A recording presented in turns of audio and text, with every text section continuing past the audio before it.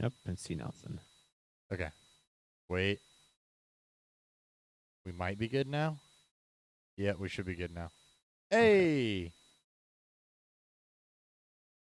I guess now I got to start the show, though. Yeah. Elongated intro for the That's not even folks. not even necessarily elongated. I got it working, so I'm like, all right, cool. Probably got to start the show now.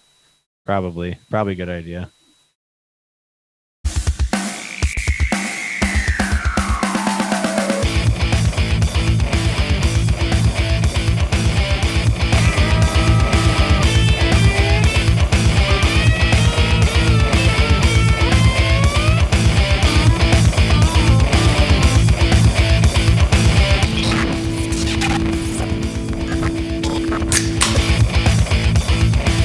And welcome to Beerfield. I am your host, Chris Hopper at Hop Beerfield, at Beerfield Hop with 2 P's. I still haven't gotten that right. We've only changed them for the entire season, but yeah, I mean, someday we'll.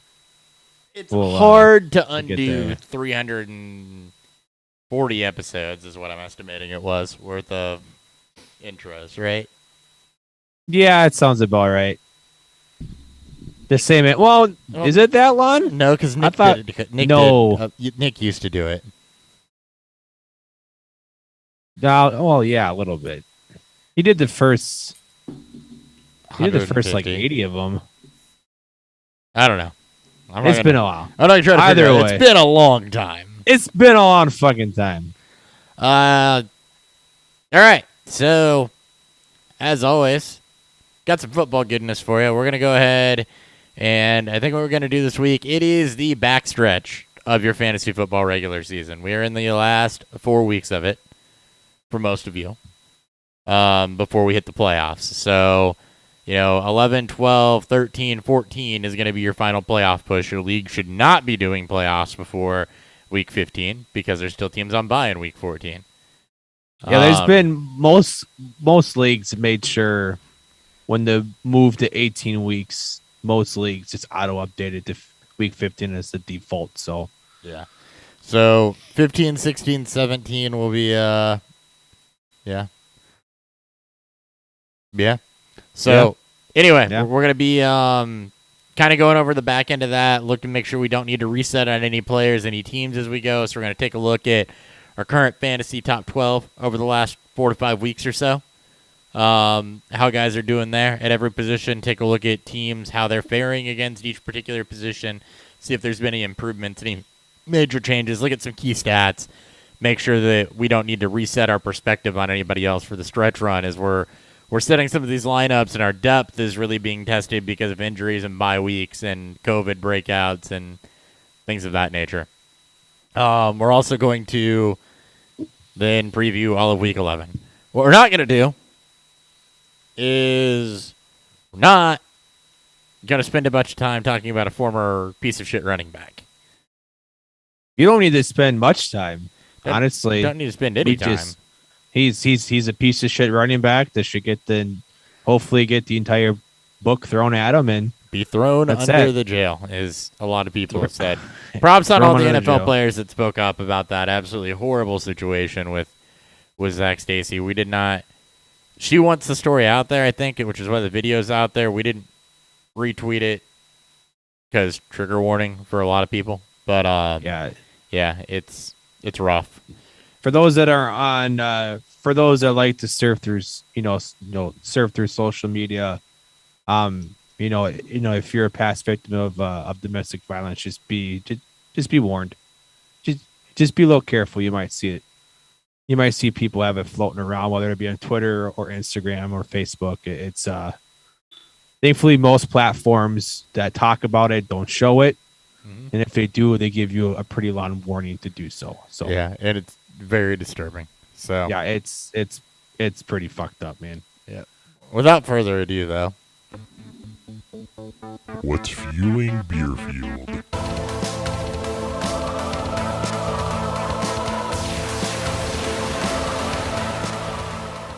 By the way, for those watching live, which I think is nobody right now, 10-0 Patriots.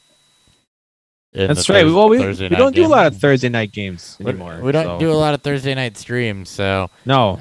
Well, there's some live updates going on through this. Maybe get into some Patriots Falcons a little bit because we don't actually have to preview the Thursday night game because it's already happening. So one less game. Not that there was a lot to talk about there anyway, but exactly. Anyway, Dan, what are you drinking?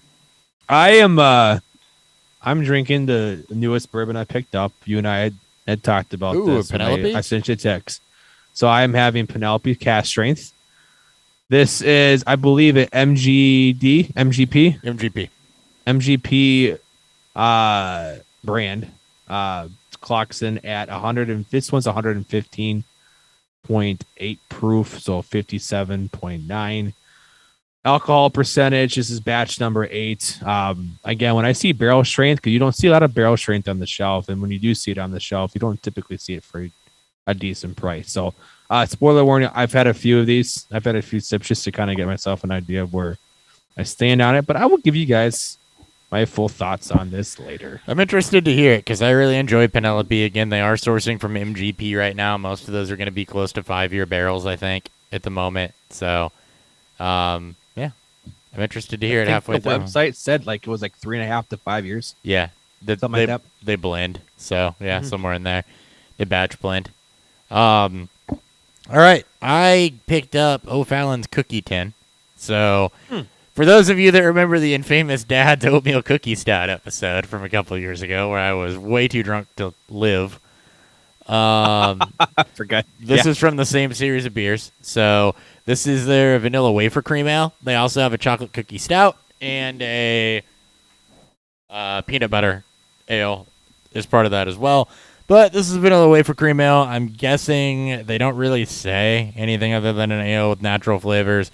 If I had to guess, this is probably just a jazzed up cream ale with some vanilla and maybe some malt in it to give it a little bit more of a bready cookie type note, which you can get out of a lot of European malts. But I'll go ahead and give it a full review about halfway through the show, and then we'll probably switch to a homebrew I've got ready. So there you go. All right. We'll see if I don't keep pouring more. I do have some 2021 Orion, one of my favorite Strong ales, barrel aged strong ales. So nice. I may switch that and get really fucked up. I've been really fucked up the last 2 nights, so I'm kind of trying to not.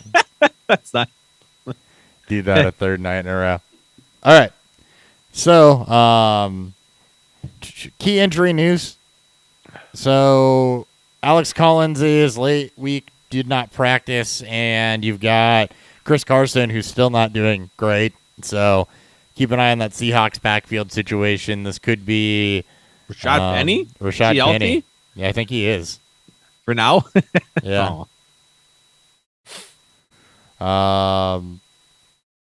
Yeah, it's against the Cardinals, so it's a plus matchup.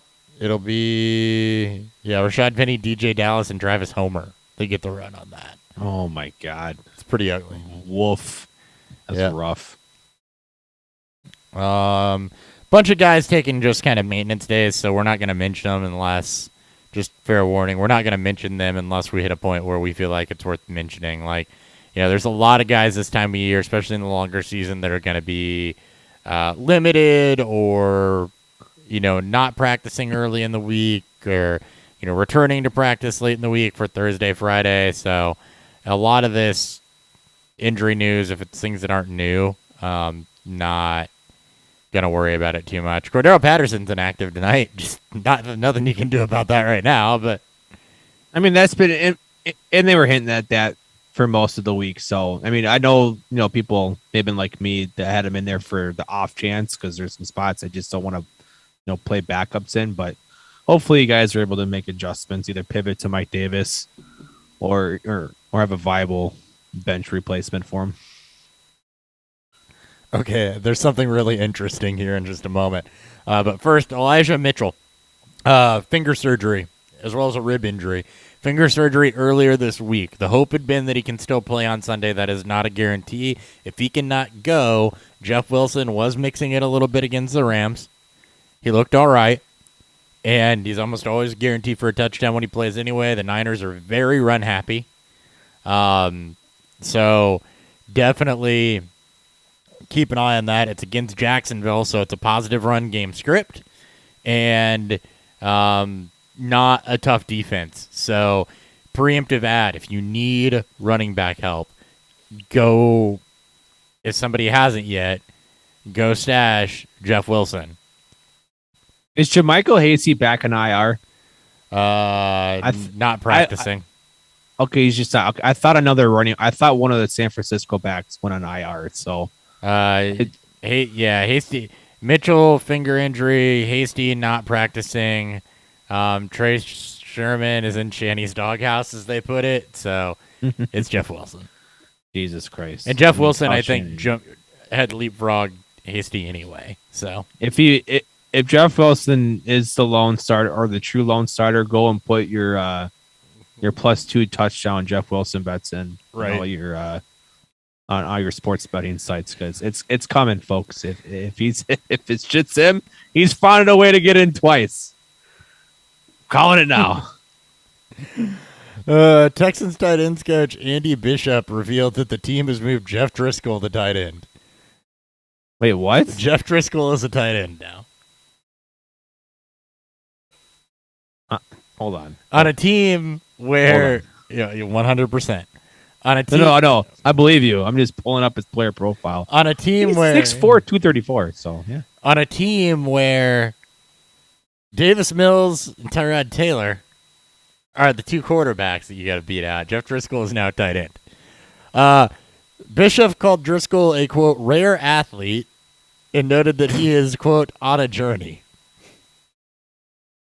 That sounds like an Instagram post. That sounds like shit I should be reading. Some influencer would post on there. I'm on a journey. I'm on a journey. I'm athletically gifted. I'm on a journey. You know me, but you don't know my story. Is he a rare athlete? I haven't looked at his prayer. I have his profile put up. So Driscoll 6'4", 234.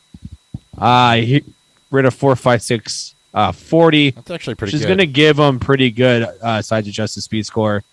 His best comparable, I mean, as of right now, would be Jake Locker, who is also, pretty decently athletic. They'll flip him over here. Burst was good. Agility score was not great for a quarterback, which means probably going to be worse for a tight end, but we'll see. Yeah, I mean, you can't really expect much. It's going to take a long time for him to even get. Tight ends are a tough curve anyway. So and he's already 28 years old. He'll be 29 next year. This is also shit that I should be reading in the off season, not in week 11 of the NFL season. No, I love it. I love how our boy Josh Larkey has two lookalikes on this team.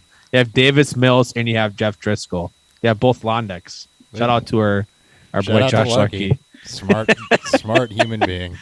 Hashtag Team Unders on Underdog. Darnell Mooney limited and Allen Robinson not practicing. By the way, Allen Robinson not practicing. So if you're into the Bears offense, and you shouldn't be, that's if you like pain, you do. If you like pain, you do. Should be more concentrated target volume, at least Mooney's way.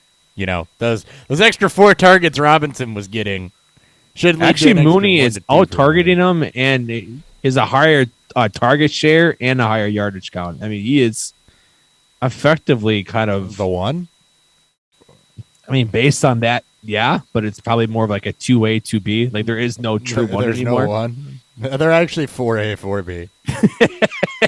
No one's higher than a 3. No. Woof. Jeremy Mcnichol is not practicing.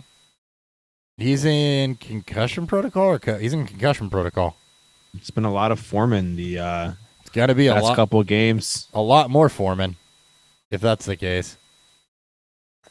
I wonder who's going to be there. I mean, neither backs, both him or Peterson, are real pass catchers. So that, I mean, you're looking at another loss of, the guy getting targets out of that backfield. They've got somebody else there, I'm pretty sure.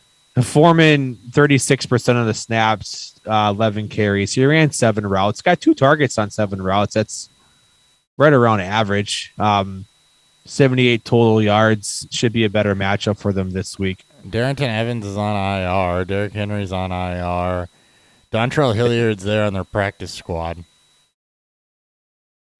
So if they need it, I mean, as we talked about, they get Houston this week, so there's not really much to care too much about. I mean, they shouldn't have to throw, in theory, throw as much based on. Also, a player profiler needs to get on their game. They still have Foreman listed on the Titans practice squad.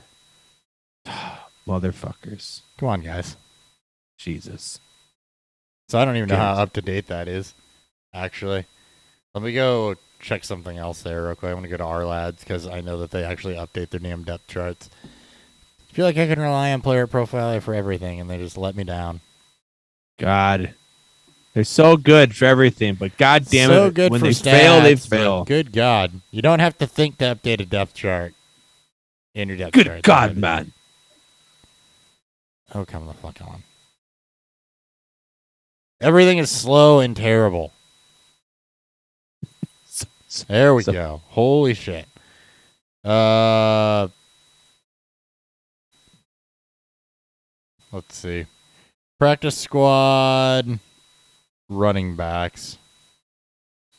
Dontrell Hilliard. So all of that to come to the same conclusion that Dontrell Hilliard's likely one to get promoted if that doesn't go. This is the largest amount of time we've given to Dontrell Hilliard ever. Take it as you want, folks. Antonio Brown. I forgot about this. Yes. Fake COVID vaccination card for Antonio Brown. And then it comes out that he's actually vaccinated. Like, his agent was like, he's actually vaccinated. And then he was like, do as Antonio Brown does and get vaccinated. I'm like, that's such a loaded statement given AB's history over the last 3 years. So don't do what he's been doing. No, don't do what Antonio Brown Jesus Christ. Oh, my God. Just another thing under the hat. I enjoy Roto Edge's commentary, by the way. Roto Edge. Yeah, remember to pay money to the people you owe money to, because this was leaked by a former personal chef. Claypool still sound line. Joe Flacco got to start for the Jets this week. Mike White's been supplanted by Mr. Elite himself. You have one bad game and it's all over. It's good for Elijah Moore truthers, as Flacco and Josh Johnson were big target guys to Moore. So yeah, Hayden Hurst IR. So you literally have nobody other than Kyle Pitts in Atlanta.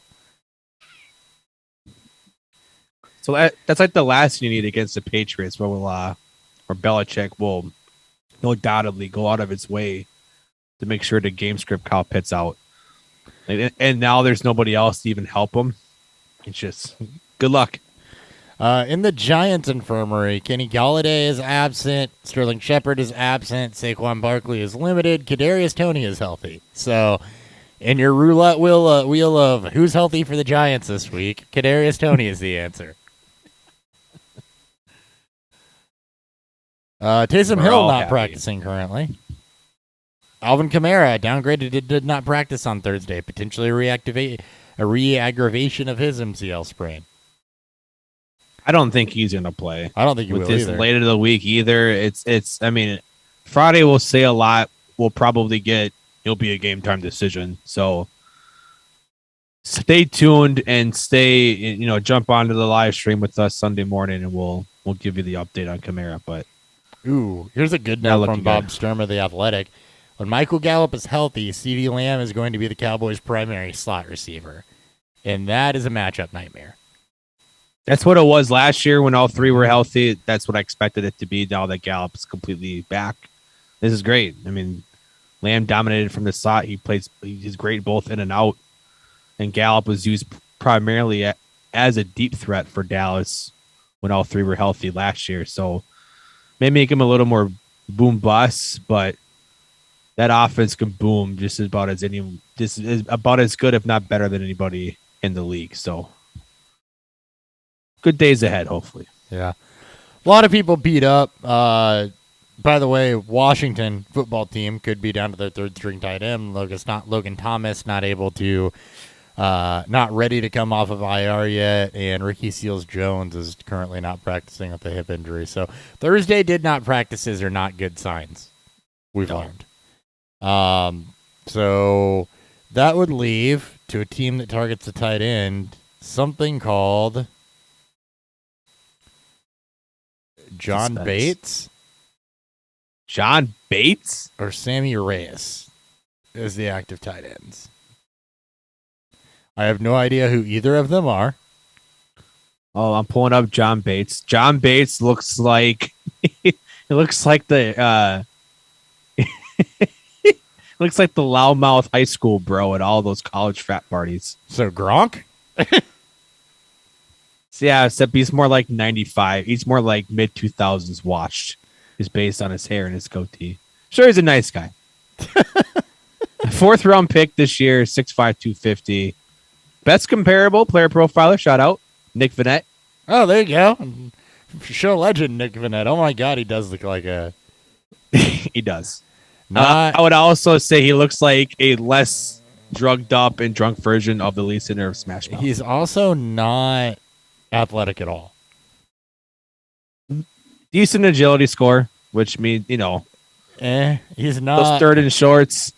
He's not at, fast. It's going to be. Well, neither is RSJ. He may catch and run a little bit, but he ain't gonna break a nothing. Neither is RSJ though. No. Oh, it's not Sammy. It's Samus. Oh, am I seeing that right? It's Samus Reyes. Samus Reyes. Samis? Yeah, maybe Samis. He's freaking athletic as hell. Undrafted out of Tulane, Yeah. 26 years old, 6'5", 260, ton of athleticism. F it, Samus Reyes. It's a name we're going to know after this week. Only because you listen to the show, maybe. But name we're going to know after this week. Either way, you're probably not playing. I'm going to do it. I will do it somewhere. Thanks. Bet. I commend you. You going to do it? I want you to do it now. You gonna do Challenge it with me? accepted. Okay. Jared Goff, sidelined for Thursday's practice. Oh, he couldn't have played much worse than what he played last week. My God, Tim Boyle would be your starting quarterback. that game cost me my fucking underdogs because of the countless missed opportunities for both teams. When Mason Rudolph finally hits his over prop with a minute left in overtime, bad beat. Jesus Christ. Hopkins likely to miss again. Ooh. Christian Kirk. Again. Yeah, Christian Again. Kirk. I have a lot of Christian Kirk. Anybody else? Derrick Henry could be back in early January. Might be the last Week 17. Yeah.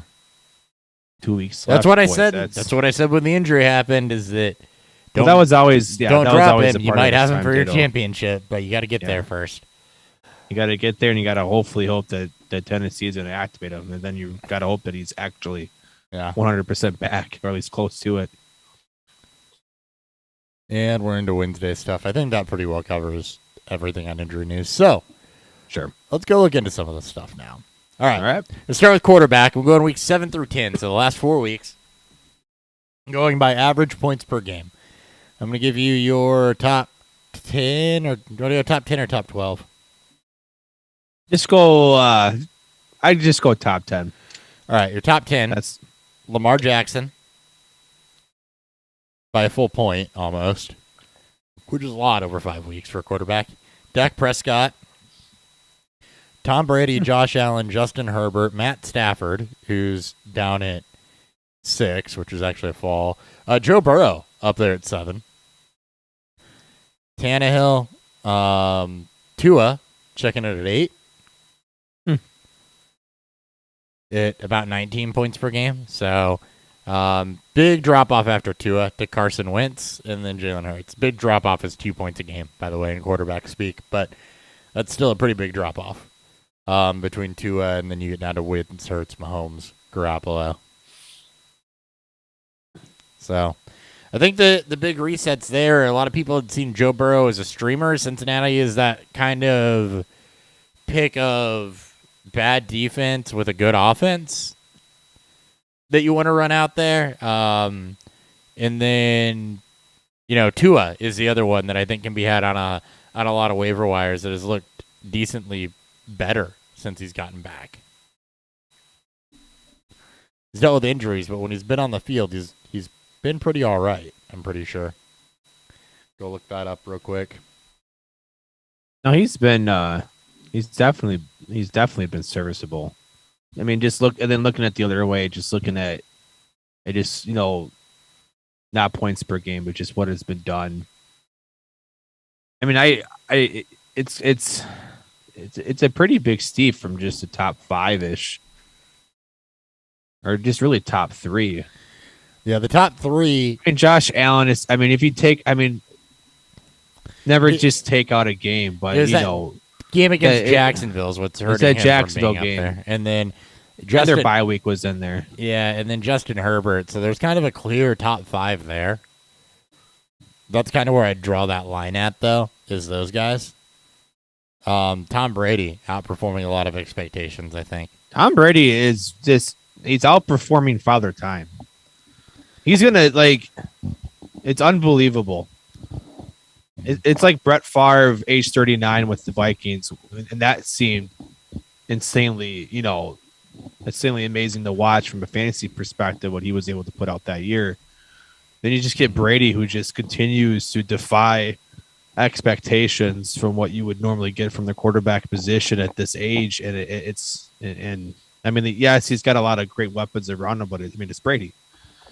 And this is a Bucs team that gave him everything that he really needed to be successful within this offense. And now fantasy gold is there.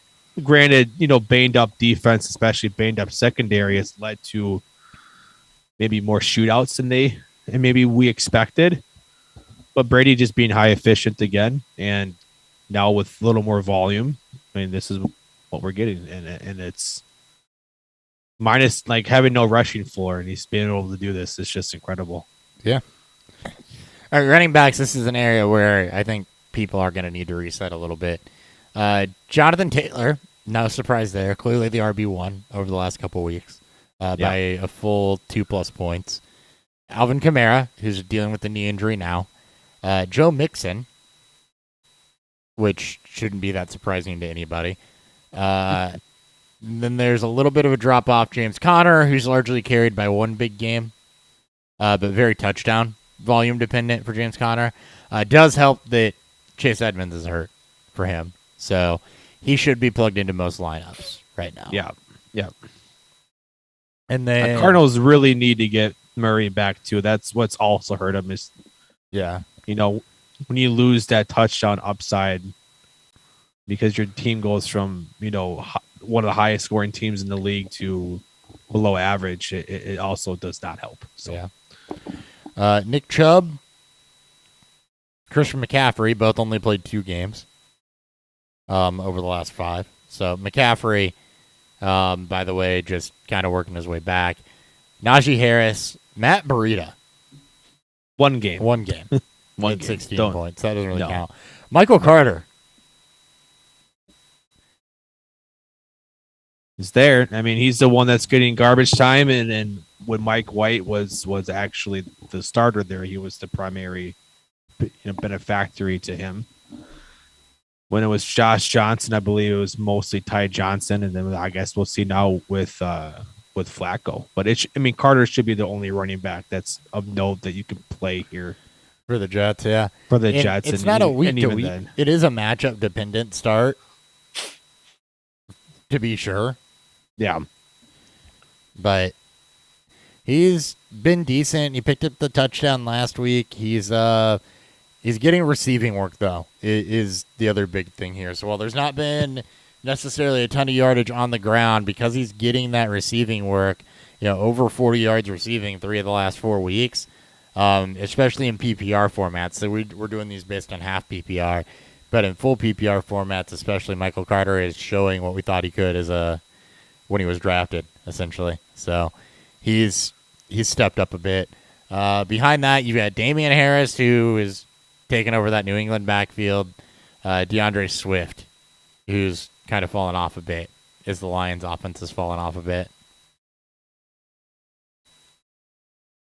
Yeah, that one's been, the targets, I believe, are still there, but this was always the concern with Swift was he was never going to get.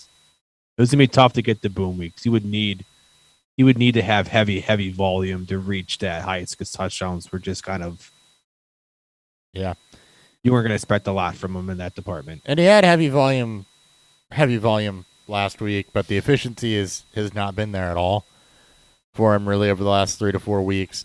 He's got just one game all year over 100 rush yards. Scrimmage yards have mostly been there, but not so much last week. But he is still seeing wide receiver level target volume. So he had 31 carries last week. 31. He's still he's clearly you want to have him on your team because he has one of the highest floors in the league. But the upside has been hard to come by. Yeah, which is not a surprise in that offense. Yeah, exactly. All right, flipping over to wide receiver, Cooper Kupp. Obviously, not much else you can say about him. He's having an amazing year. Deebo Samuel.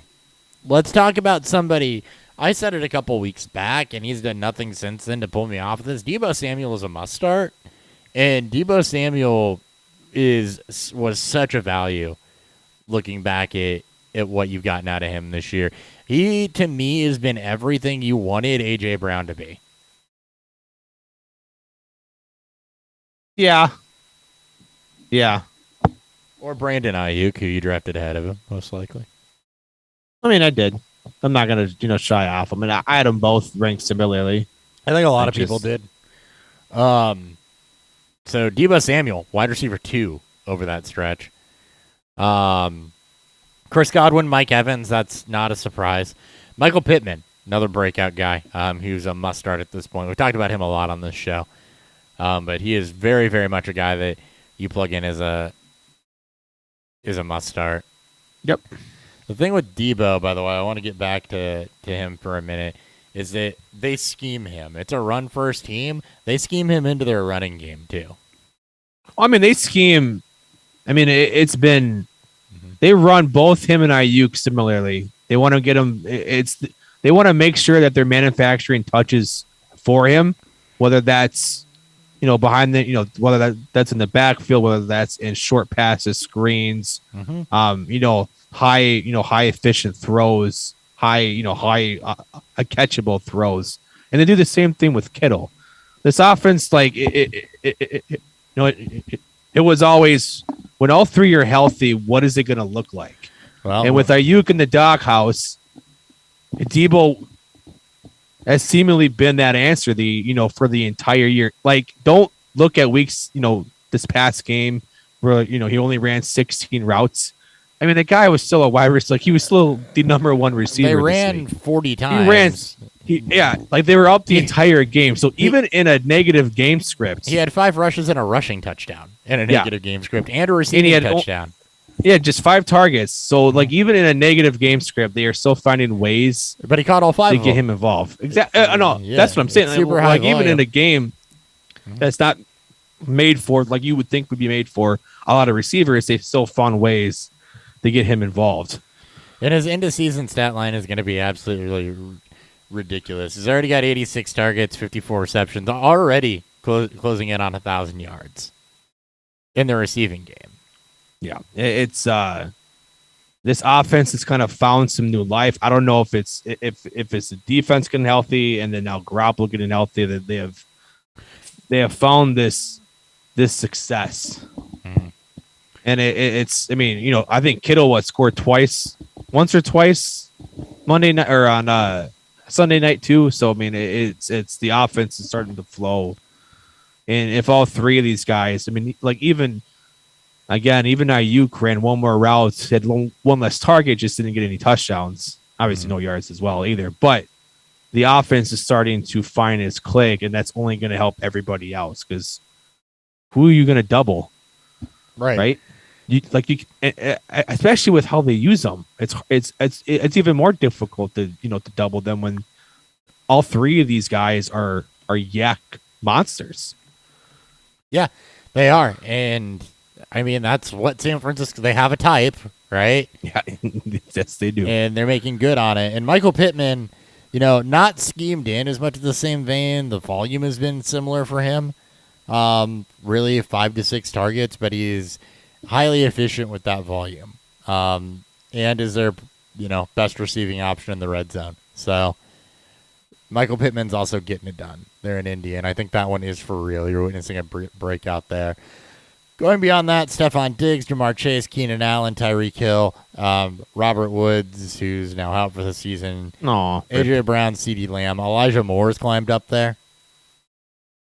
Right now, propped up from one big game. Right. I mean, he scored last week, garbage time, but still, garbage time points are also worth the same. So Moore is slowly,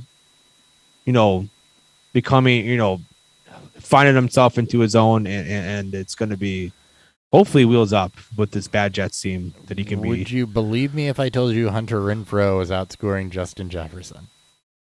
I mean, I am because I'm looking right at it. Yeah. But, yes. And Devontae Parker is sandwiched there in the middle somehow.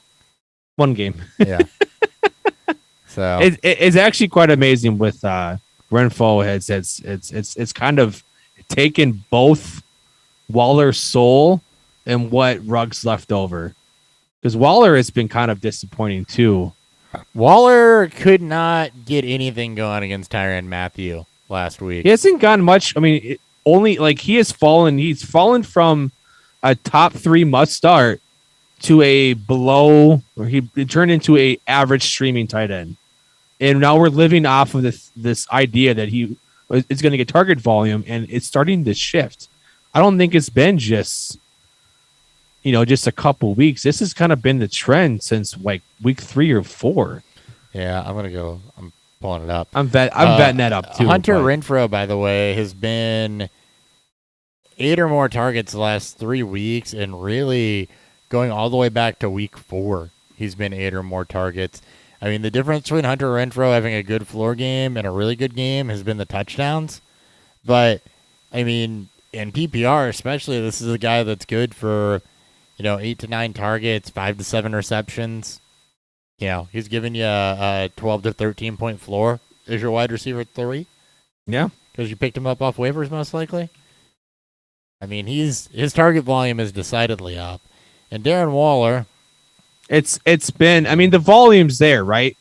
He's got no less than 5 targets in any game, and those 5 targets was against Denver. He's been 7 or more, but it's week 1's propping up a lot of those numbers when he was because a lot of the rest of it, I mean, the difference between Darren Waller and a guy like Ricky Seals-Jones, and we'll vet this here in a minute, over the last couple weeks is not a lot.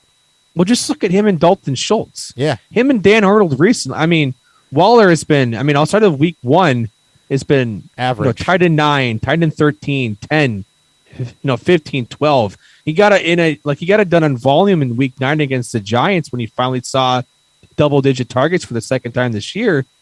But it's been 7 targets, 8 targets, but he's only catching 4 or 5. Like, this isn't a high, high efficiency, and it's not like he's being worked. Like, he's not getting down, field this shit done. Mm-hmm. It's 45, 50 receiving yards. And if he doesn't get that touchdown, he hasn't scored a touchdown since week 4. Here's how screwed up the tight end landscape is on a. Oh, I'm sure it's got to be. Are you ready for CJ this? Uzama's top 4. Pat Freiermuth is your tight end 2 right now behind Kittle. Kelsey is behind Freiermuth over the last 3 weeks. I mean, he had that bad stretch. It was against the Packers and then the team before that, and thank God he got it going against the Raiders. But my God, it was rough. And Freiermuth is on a breakout now.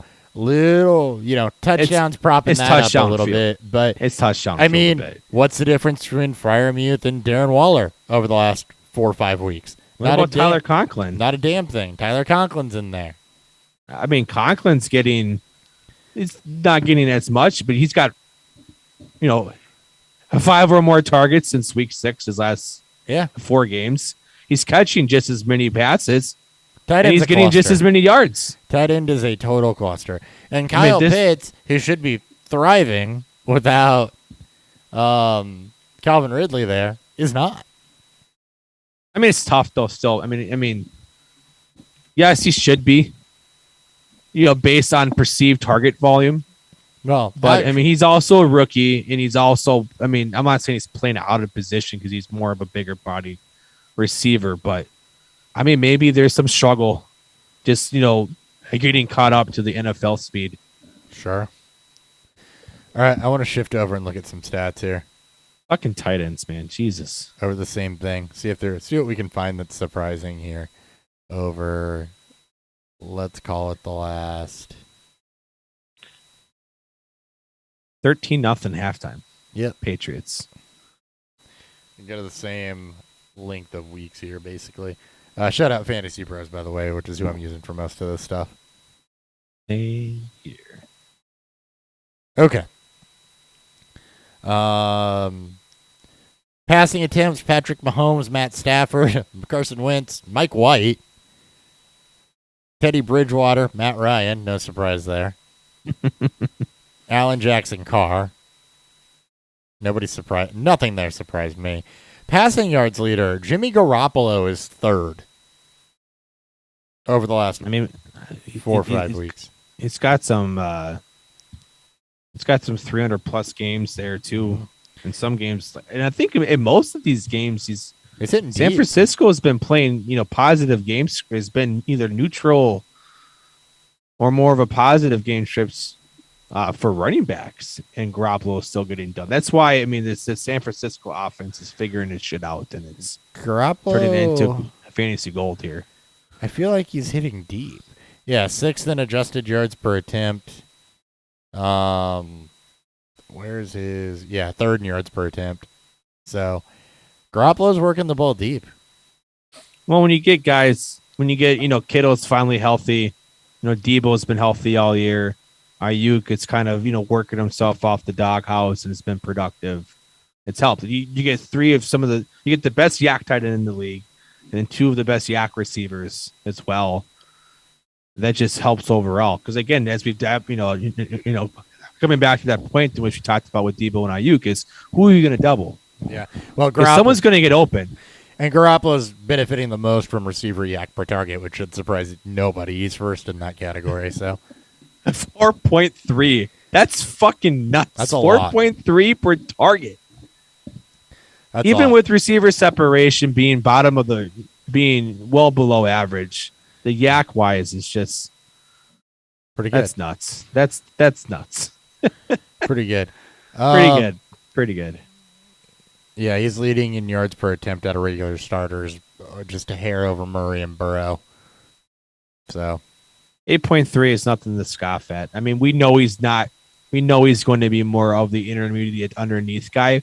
But again, look at the weapons, and it's starting to show. Carson Wentz is a name that keeps showing up as I sort through these leaderboards a little bit. He's up there in attempts. Yards are just okay. Yards per attempt, not great. Touchdown rates up there.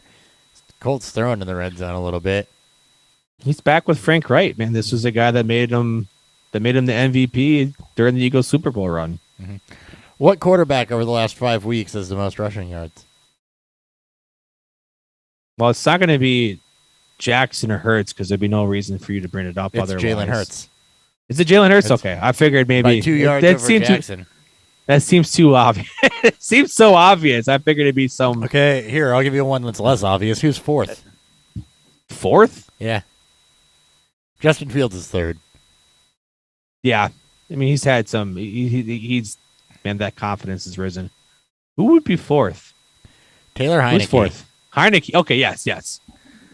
He's sneaky fast. He is. In true white guy form, he is sneaky fast. It makes sense. Sam Darnold's also up there, top 6, top 7. Oh, Arnold. All right. I really want to look at some of the running back stuff, though. Yeah. All right. Oh, God. Patrick Ricard's at the top of my list. That's not right. Attempts. Elijah Mitchell is third in attempts. So anybody that was worried about a backfield split with their stuff getting hot with San Francisco get healthy, man. Not there. Myles Gaskin is fourth in attempts, but he has a 2.8 yards per attempt average. You think Gaskin's a little bit misused? I mean, yeah. I mean, they found opportunity and success with them last year. Offensive line has not been good. I'm looking to where is it? And then the fact, there you go. 47th in run blocking efficiency. That pretty much spells it all. He's not a hyper athlete, so expecting him to create on his own doesn't happen. You got to be. It's not happening. He's 52nd in juke rate. He's 41st in evaded tackles. It's a team that needs to kind of he needs some help. The fact that Malcolm Brown's out for the year is definitely a massive help and boost to his volume, because for some reason wherever Malcolm Brown goes, it's just he just siphons and touches away. Yep. Michael Carter also up there towards the temps. He's top 10 as well. So good. Just another guy. We already kind of looked at yards. Efficiency doesn't matter. Nobody's busted off 20-yard runs. That's a little surprising. Goal line work, all that goes to James Conner. That should be no surprise there. No. Melvin Gordon's the other one that shows up. Melvin Gordon has definitely been propped up by touchdowns. He's got 5 in total. He's the most trusted red zone work. Shout out to Matt Hicks, who put out a video about Javonte Williams and highlighting the struggles that he had dating back to college as a red zone option. Something to look at, moving forward. If this is a problem that continues, it could tip the hat to why he's been in a committee backfield. Since college. It actually makes me want to go look at my statistical vetting and see if he missed the touchdown metric for college. I bet he did. Anyway, nothing too advanced here. Just kind of taking a gander at what some of these guys are doing. Receiving work, Michael Carter is up there. So is Ty Johnson. They're top 2 in running back targets. When you're always playing from behind. Yeah. It should not shock anybody. Michael Carter leads that. Darrell Williams is in 4th there. You know what's funny about this is that, many people complained that Clyde wasn't getting enough targets. And here we go with Darrell Williams outplaying Clyde. Yeah. Higher ceiling, higher floor. Clyde is, I think there is a note that came out, I think, yesterday that Reed may wait till week 13 to activate Clyde or to have Clyde be ready. I mean, what's stopping the Chiefs from just riding, Darrell Williams, who's been effective in this offense, especially if the Chief offense is kind of back to where it was? They need a third trusted receiving option, and what's the problem with their running back if it's Mahomes? Sure. I mean, they found that success with Kareem Hunt and with Damian Williams, and they have yet to really find that with Clyde. And so, yep. Looking at receivers, looking at receptions, there it gets real interesting at about 8 through 11. Sure. Jalen Waddle, Christian Kirk, Hunter Renfro, Hollywood Brown, Jamison Crowder, Cole Beasley. Beasley had that insane. Was it like 8? He had like 7 catches for 26 yards against Jacksonville in the first half of one game. Yeah. And they're not up there, and again, names that pop up consistently at the top of this list are more worth mentioning. Jalen Waddle's a guy I want to dive a little deeper into, though. We should. No, we definitely should. Jalen Waddle, a highly drafted receiver that we really haven't given a lot of airtime on the show. The volume has absolutely been there for Waddle. He's not having a problem hitting double-digit targets in, 3 out of the last 5 weeks, basically. So the target volume is there. Weirdly for a guy that's a deep threat, the efficiency hasn't necessarily been there. But this is a guy that most weeks is clearing 60 yards. Struggling a little bit to pull some touchdowns or really put together some huge plays. But the volume's been there. He's clearly being used as the one in Miami. So he's a guy that I also think has been a little sneaky. But it's like a fake one, right? Number 1 in routes run in the league. Number 1. He is 96 in ADOT. Yeah.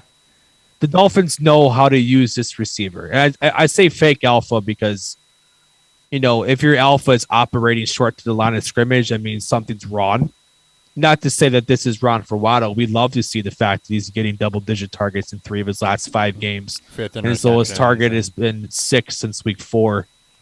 Touchdowns haven't been there, but if your role is to be short to the line of short to the line of scrimmage, touchdowns aren't going to be a part of your, that skill set at this point. So the fact that he's this productive, and when you're running 36 routes per game, and you have Miami who has a very inefficient running game, and you need to be able to get, those type of high efficient run plays in the passing game, that's been Waddle, right? He's super fast. His best comparable is John Brown. Ran a 4.36 40 at his pro day. 4.37. So it's we need to talk about it because he's been the lone bright spot on this receiving core, and he's been one of the lone bright spots. Find a little bit of efficiency with those targets. He's going to elevate. He's a rookie, so give it a little time. Right now, he's getting He's getting high percentage chances, but he's 18th in separation in the league. That's not bad. That tells me they could work him downfield a little bit more. So I don't know what they're working on with him exactly, but there's room to grow for Waddle and to take that next step, but the volume is 100% there. Lots of room. 91st in catchable target rate and 17th in yards after the catch. Better throwing balls, especially in those yak scenarios. True catch rate is 5th. I think he has top 5 yards after the catch in his in his range of outcomes, which will easily put him as a wide receiver 2. And we'll have will he be a wide receiver 1? Maybe. I need to see him be used more downfield. Yeah, consistently for sure. And we'll have to see if this improves with Tua. Exactly. Tua also got to stay healthy because you have mixing games with Brissett here too. So, yeah, the games with Brissett were not phenomenal. It's been all over the place. A little bit of a slow start. It's kind of up and down. So, interested to keep an eye on that though. Waddle is definitely a player to watch, and he's a guy that's getting volume. Could be a league winner if he catches fire and figures something out here over the next couple of weeks with Tua. If they can use him downfield a bit more, top 5 in receptions. Again, with the low ADOT, we have to expect low touchdowns. He's not going to have a whole lot of yards per se, but again, the better catchable balls. He's good after the catch. We start using him downfield more, which means maybe if the Dolphins get themselves a better outside receiver, that could help them because that's going to free up the field even more for him. Other than that, Christian Kirk is right behind Waddle, benefiting a little bit from Hopkins' absence. So, target volume wise, Waddle's another name that shows up near the top. The first 5 would not be at all surprising to anybody. It's Kupp, Hill, Brown, or Hollywood Brown is up there. A little surprising, I guess, there. Good for Brown for a $160 receiver receiving top 5 target share. He is. And people look at, what you gotta buck there is that you're looking at the Ravens receivers and what you've told yourself for the last couple of years is, well, they don't really get volume. Well, they're getting. When you lose your top 3 running backs and you need to see more from your quarterback in that game. And plus, again, this is why we cannot harp on total situation. Just because Baltimore has been bottom in the league in pass attempts doesn't mean it's not going to flip on a dime when shit happens. You have to be able to adjust when the NFL tells you, when these leagues tell you that things are changing, you need to listen. A lot of us made that mistake with Josh Allen and Diggs last year, and we're seeing it again with the Ravens offense. 5 games into double-digit targets, including each of the last 3 for Hollywood Brown. If we can only see less of Watkins and maybe even a slight increase in Duvernay, I mean, the best receiving core. It's the sneaky good receiving core. The problem with that, though, is that the last 2 games have been very poor, or 2 of the last 3 games have been super poor efficiency. The volume's there, but they are using him downfield. Obviously, as they should. Well, No, they're not. He's getting there. 321 air yards against Cincinnati. Yeah, but against Cincinnati, but his yards per target, he had 14 targets, right? His yards per target was 5.7. ADOT's, I mean, you want to see higher at 22. He's at 12.3. Again, I mean, overall, he's number one in deep targets, so he's got 21 deep targets. Yeah. Overall, yes. Averaged out on those, 14, he's getting the deep work. I'm not saying they're not going to use him deep. You'd be stupid not to, but last week, just 2.8. Miami found something that worked against Lamar. Yeah. And the lack of adjustment from the Ravens offense was vastly evident. It's easy to see. They could not stop. Whatever the Dolphins threw at them, they couldn't stop. And you saw, the fact that they have most of their O-lines banged up, and Lamar, who's not a top-tier passer by any means, or top-tier even moving through his reads, you're going to see that too. So we'll see if that's 6. We'll see if what Miami showed against them last Thursday nights is going to. We'll see if the same team will use that against them moving forward. The NFL is a copycat league. They did it with the Chiefs offense with Mahomes in that cover 2 shell. We'll see whatever Miami did. It's going to slow down this Baltimore offense. This is something to take note. I'm glad you brought that up. Yeah. All right. Keeping it going. Tight ends. Tight ends are a cluster again. Yeah. We talked about Freiermuth earlier. There's not a name. Mark Andrews, by the way, down here, it would appear. Another guy that's not helped out the variance. Well, that's the offense is kind of evolving. You get Bateman back too. Mm-hmm. Watkins at the same time. Watkins is coming back from his injury. Yeah. He is 6th in targets, so there is that. It just hasn't been hyper efficient. Dan Arnold is up there, as is Tyler Higbee in your target volume. The tight ends. That's all I really got. It's just it's gross. I guess. Tight end is gross yet again. I don't know what to tell you. It feels like it's just is Kelsey the only trusted option every week? Oh shit! The headliners are checking in. Are they? Yeah. What did we do to deserve that? I'm gonna ask them if they have our mac and cheese bites. Probably not. Especially not after watching this. But anyway, so a couple things to take away there that you got to reset on. Jalen Waddle, I think, doing that exercise, which is kind of a convoluted exercise, it's probably we should do before we actually go on camera and prep up those stats. But I have big takeaways from that, though. Jalen Waddle, first off, in the target volume he's getting. Hollywood Brown, that was kind of something I didn't realize, is that his target volume is way through the roof. And volume leads everything else. Volume matters. So that's through the roof on those two guys that, we'd consider middling. You've got some other guys that are being hyper efficient with their receptions and the likes of Hunter Renfro, Michael Pittman. So there's definitely some things to note there as you're setting these lineups week to week, and look for breakouts, look for Myles Gaskin to get a soft matchup, which is a good week to play him, because the volume's there. Look for teams that aren't gonna blitz the hell out of the Ravens and keep Hollywood Brown in check. Look for Waddle with some stability in Miami to kind of figure out this depth of target thing and get that worked through. Tight ends, it's a streaming game. Find yourself a matchup. Don't, what we just showed you there is there's not a lot of variance between 2 and 13 in tight ends.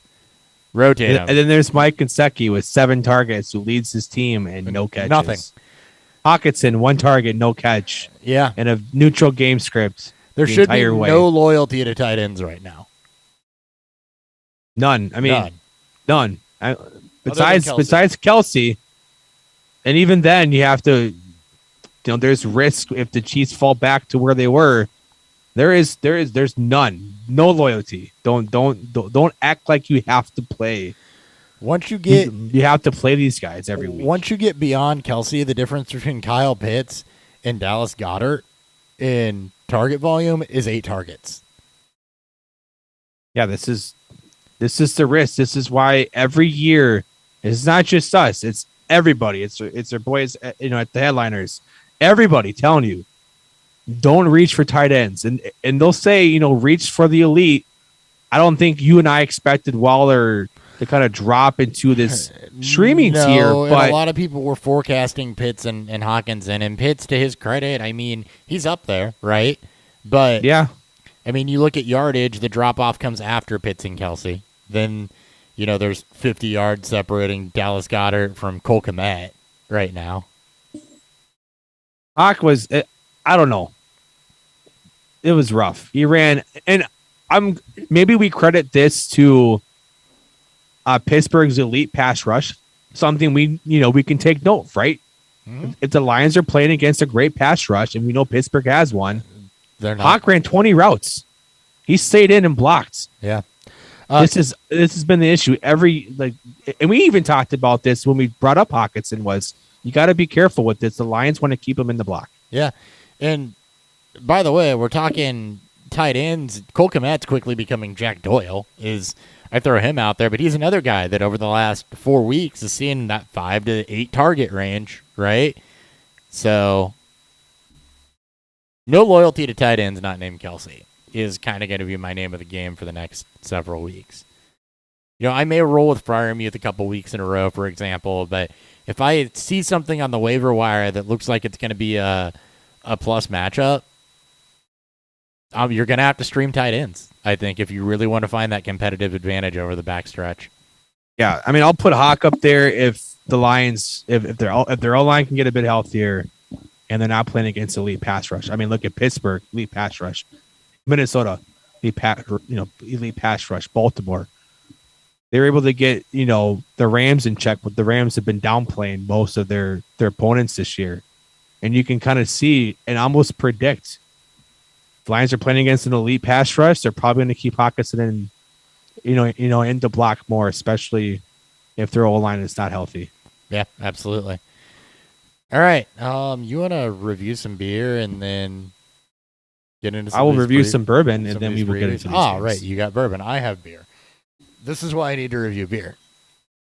You need to go get a beer. I'll go talk. Well, I'll wait because you wanted to hear my thoughts on this. So. Yeah, well, and I want to do the. I can't get rid of what's in this cup until I drink it and give the final review here. So that's fair. Beer review. Plus, let's be honest, I have to walk like 4 feet to get a beer. I know. It's so much work.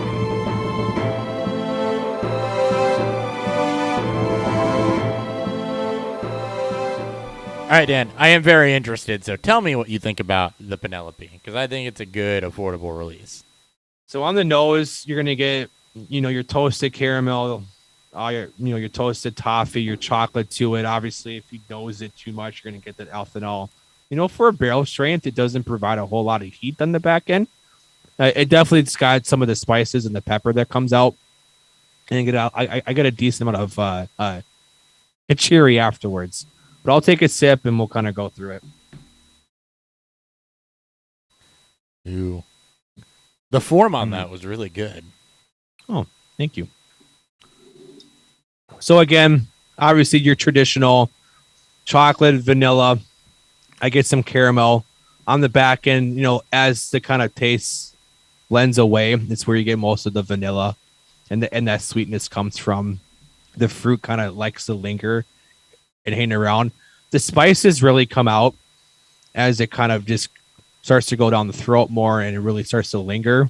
That's where I get a lot more of it. And maybe that's because of the barrel, which I'm assuming that it is, but the spices start to come out more towards the end.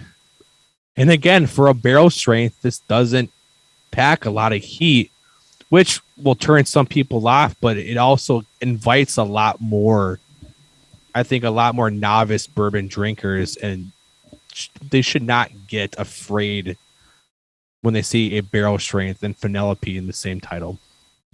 No. No, you shouldn't be afraid of a lot of the decent barrel strength stuff either, because, one of my favorite. Okay, every time we talk bourbon, I got to riff on bourbon. One of my favorite anomalies of the blind tasting with bourbon is the question of what proof do you think this is? We have a guy in our group that I know has a very, very good palate that we sent some Old Elk, one of our barrel picks, an Old Elk weeded pick to him. Oh, that'd be so good. 114 proof because it's a barrel strength. Okay, it's barrel strength. Okay. We sent it to him blind. He guessed it at about 90 to 95. So that's kind of one of the proof anomalies, is that just because it's high proof doesn't mean it's going to burn or it's going to be harsh. There's a lot of bourbons out there that disguise their proof well. And there's a lot of bourbons out there that are lower proof that don't hide their proof well. So what would distilleries do to kind of hide that? To kind of mask the burn on the higher proof? Is it aging? Age. Okay. And that's why Penelope blends, right? Because if you did, and we've seen this before a little bit, but if you did like a straight single barrel of that, you're going to taste some of the youth in it. Okay. Which a lot of that is going to be like corn forward and hotter type stuff. The longer that you age something, obviously the more sugars and flavors that you're going to draw out of the wood, more robust that's going to be, and the more that's going to help balance out that proof and make it kind of take background. Whereas, your alcohol content is your alcohol content. It's going to fluctuate a little bit in the barrel, but, you come off the still, you go into that barrel at 125 proof, or, just as a common one. I think Michter's goes in lower, but you go in at 125 proof, right? And then you're going to fluctuate a little bit, but 125 proof, right? Moonshine burns. That's basically what's going in there. The longer you age it, the more you draw out sugars, the more you draw out flavor, the more that burn's going to take a backseat to some of the other characteristics. Good to know. But that's why Penelope gets blends, and why Smoke Wagon with their uncut, unfiltered blends, right?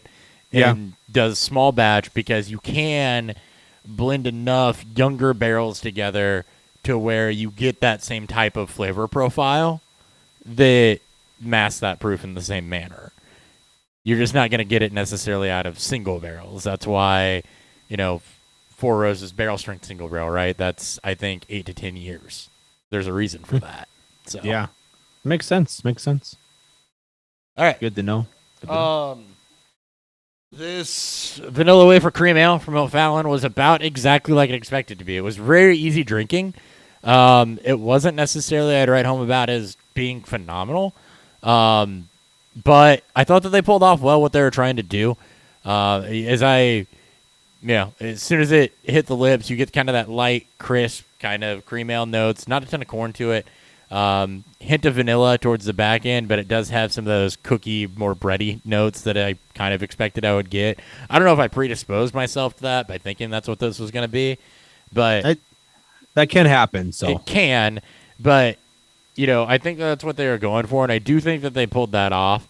The flavors are what I would consider subtle enough to not be overwhelming or overpowering, so you're not going to taste this and be like, holy crap, that's a vanilla bomb or anything like that, but they're definitely there. So, overall, good addition to the series. I'm glad that they expanded on this series from just doing the oatmeal cookie one last year. So, good on O'Fallon. Good. I need a beer while you All right, I'll ahead start. and introduce the previous. All right. So we'll kick it off. Detroit at Cleveland. Cleveland 11.5-point favorites. 43.5 is the game total. If you go back and look at their last, 5 or 6 games, both teams are kind of even, dead set between, against the spread. Detroit is on this every other week thing that we always like to joke and talk about. So if you believe the every other week, Detroit will not cover, and Cleveland will be able to cover this 11.5. Different sites will use different lines, so be wary on that. But we don't really know who Cleveland is post Odell, right? They dominated the Bengals, obviously covered that game with ease, and then they went out and laid a goose egg pretty much against the Patriots. So I'm staying away from betting this game. I need to see a little bit more from Cleveland, and I have zero trust in Detroit. Decent pass rush the Browns have. So again, as we just talked about with Hawk, you may see him kept in a little bit more, which means it's going to keep the passing volume down. I like the under. I think 43.5 is more of a gift to what the Browns can put up on offense. But I'm staying away from the spread. If you are a believer in the every other, style of betting, then take Cleveland and the points. All right. We're on Lions Browns. Yeah, got it. So it's a tough one, right? Because neither offense is necessarily inspiring a lot of confidence. You did mention Hawk against pass rushes. Browns have not necessarily been known for having a great pass rush this year. So I'm going to vet that now that I said it. But I think you're okay with Hawk. I just assume Myles Garrett. That's probably a problem on my end. I should have also vet the same. Yeah, I mean, it might be. I'm going to look right now, actually, from a team stat perspective. But Deandre Swift, we talked about the floor being what the floor is. There should be a little upside in this game because I do know that the Browns' defense has not been great against the run. So Deandre Swift is a guy, obviously, that you want to run out there. But there's nothing to get too cutesy with in this game. On the Cleveland side of it, we watched Nick Chubb. Dearness Johnson was the team target leader with no Kareem Hunt. So, I don't expect them to have that problem where anybody has to get a ton of target volume this week for Cleveland. So. It might just be Swift, Chubb, and probably Hawk. I think that's yeah. I think that's like maybe Donovan Peoples-Jones if you're going for some boom because he's a big play guy. That might be it. I think you're right. Yeah, I think that it is. Browns are bottom half of the league in hurry and bottom third of the league in hurry percentage. So, okay, they're not. Yeah. So unless Miles, so maybe he might have to do some chipping on Garrett, but maybe expect Hawk to kind of go back to. Yeah. They are 37th in QB knockdowns, but they're not getting home, basically. Sack-wise, they're near the top of the league, I guess. So, well, when you got, Myles Garrett who's leading. Yeah. So. That's kind of Sacks don't always tell this story, though. That's kind of an interesting. Yeah. Hurries, I think, tell the story a little bit more than Sacks do. Yeah, I agree. As far as what that pass rush is going to do and what you're going to have to do to stop it. So, holy crap, that smells even better than it did yesterday. 49ers at Jacksonville. 49ers are 6.5-point favorites on the road. 45 even is the game total. Both teams have kind of been back and forth in the spread department. San Francisco is just 2-7. 2-5 over their last 7 games. Jacksonville 3-4 though. 2 of which are those double-digit point spreads. I think that's where kind of the respect is coming from. Jacksonville's improved defense. But San Francisco and their improved offense and them coming off of 2 good victories here. I like San Francisco to cover in this game. This is more of a feeling than what the stats may tell you. Game total again. Jacksonville has been all over the place. They don't score a lot of points, and San Francisco historically, especially with Kyle Shanahan, it's no problem just slowing the game down, eating up this clock when they get up, up a couple touchdowns. So I like the under. I think it lends better to how both teams want to play. If this is a neutral game script, that means there's not a lot of scoring unless San Francisco's defense starts to falter, which hasn't been the case because Jacksonville's offense has not been great. So San Francisco to cover 6.5, and I like the under. Yeah. For San Francisco, I'm streaming Garoppolo in at least one place, given the tear that he's kind of been on. But this is a game where they're going to get to play their game, right? What does Shanahan want to do first? He wants to run the football. They ran 40 times against the Rams. They're going to get to do that.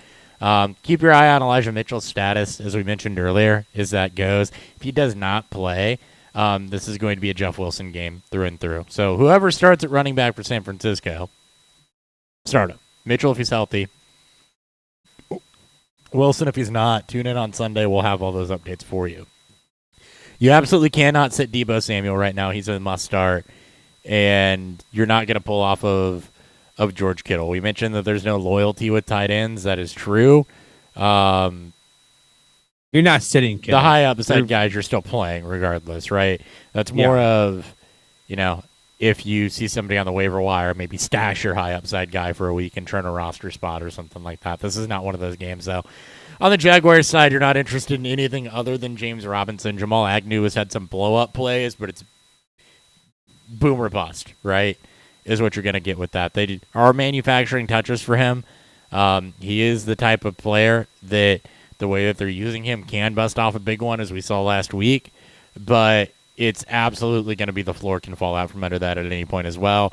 Chenault's gotten some target volume, but he's not done anything with it. Under 25 yards the last 3 weeks, despite 16 targets over that time frame. Even in games where he's hit double-digit targets, he's not broken 50 yards, has no touchdowns on the season. There's no receiver here that you can trust. Dan Arnold, we've mentioned Dan Arnold a ton on this show, probably more than we should.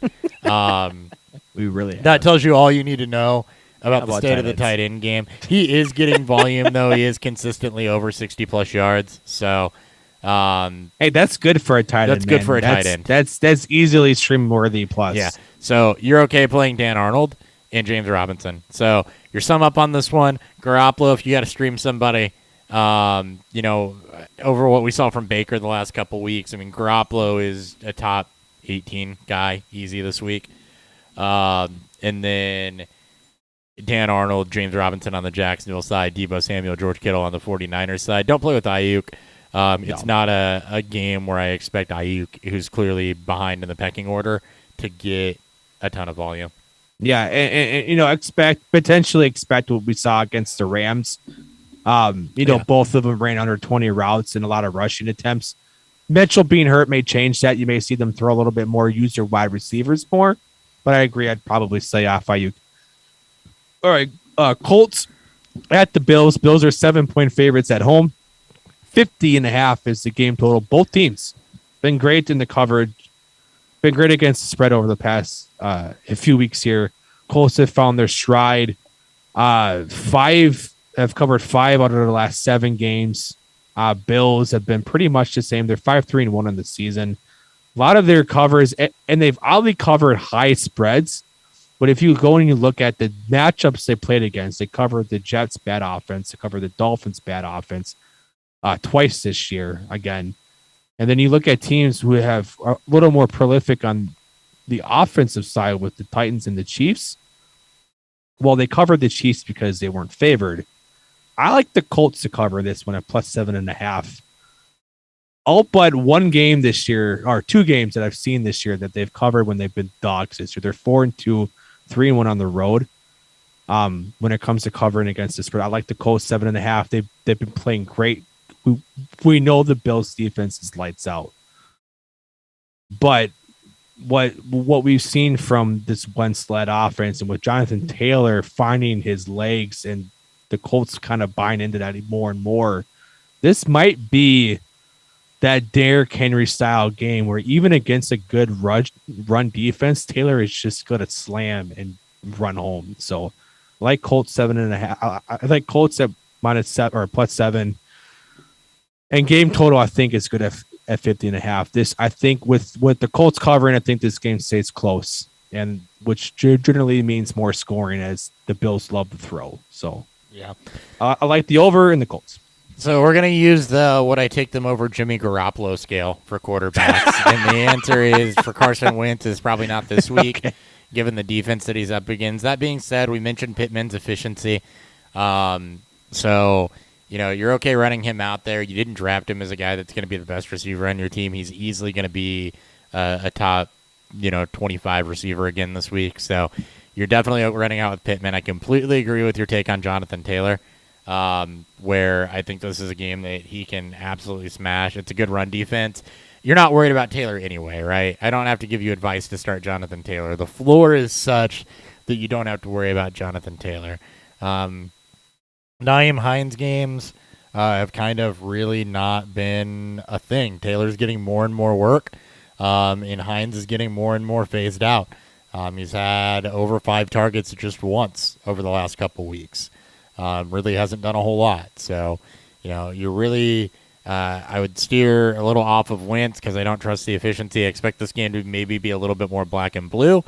And then we'll go Taylor and Pittman for the Colts. On the other side of this, it gets a little bit more interesting because the Bills normally do have an ancillary piece that you can start.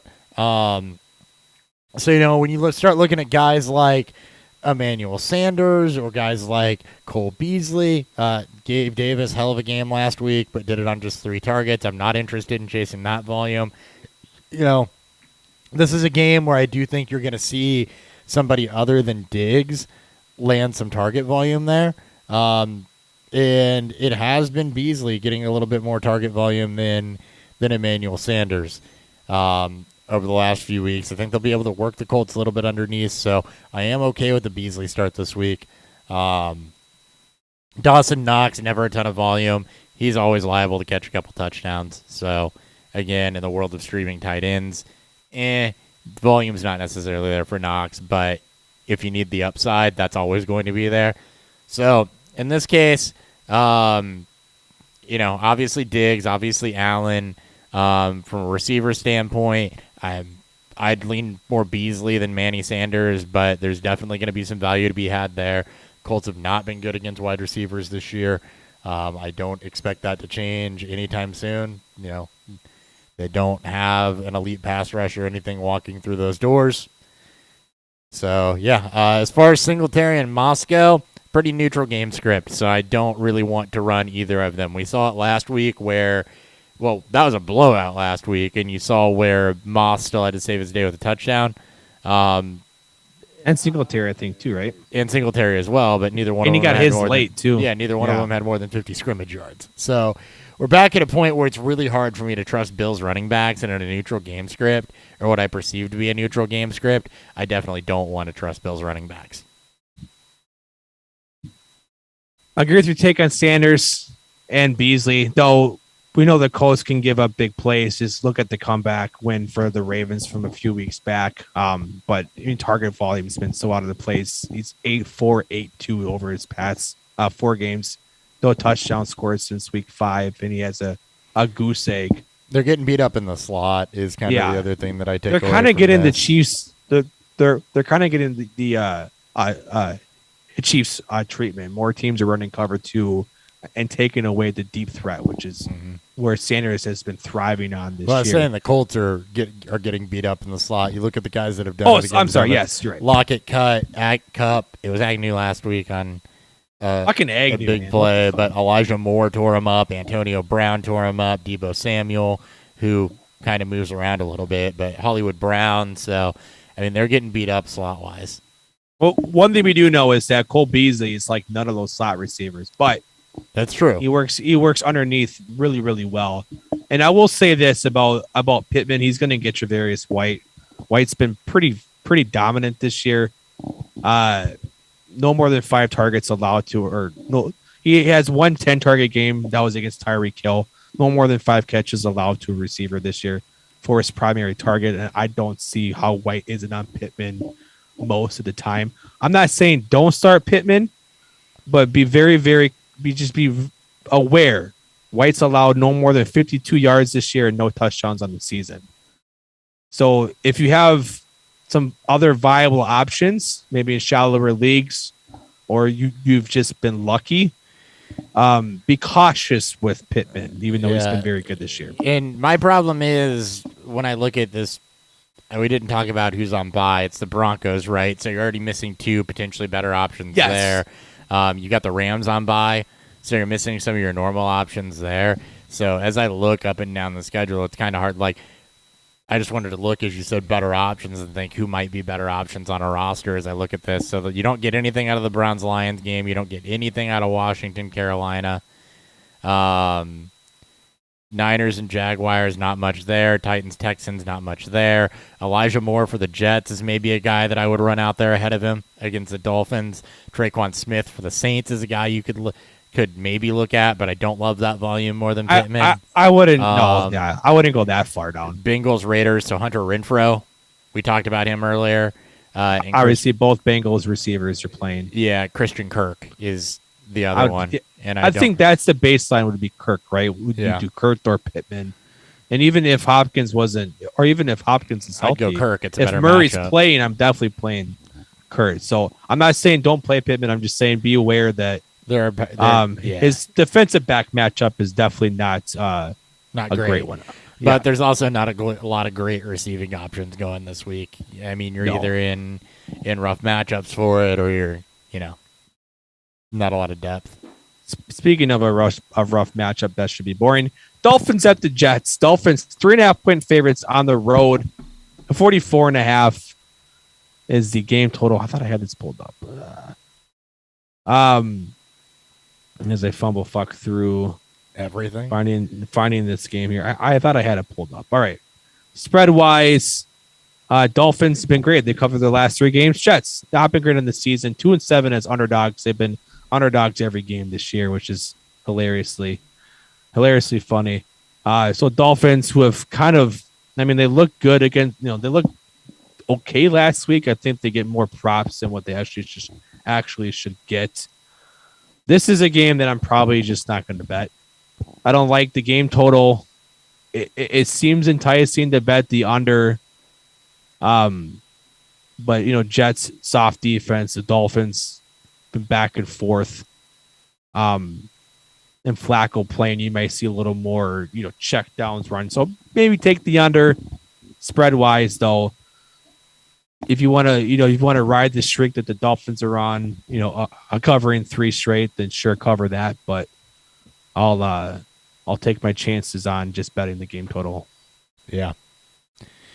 All right, looking at this from a fantasy perspective, as I look at Miami, so we're going to start from the Jets side of it as I'm looking at Miami's defense.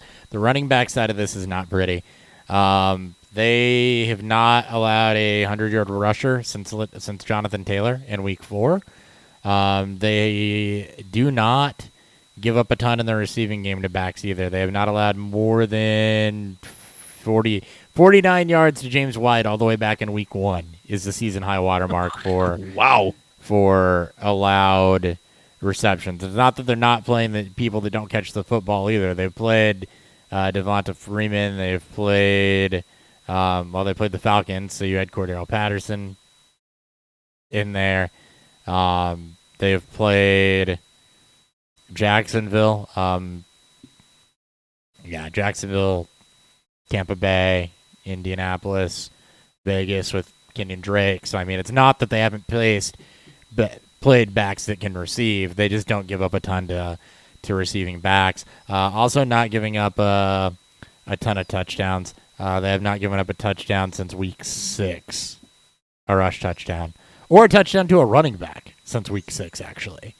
So, avoid the Jets running backs, if you will. Little different on the receiver side. We have seen receivers get a little bit going here. You do have Flacco coming in. Game script should be relatively neutral. Elijah Moore is a solid upside play. But, again, you got to be a little careful with the fact that it's been a little inconsistent. Corey Davis is another guy that I want to look into a little bit more here as to what's gone on with him the last couple weeks. There's going to be a Jets receiver that's relevant.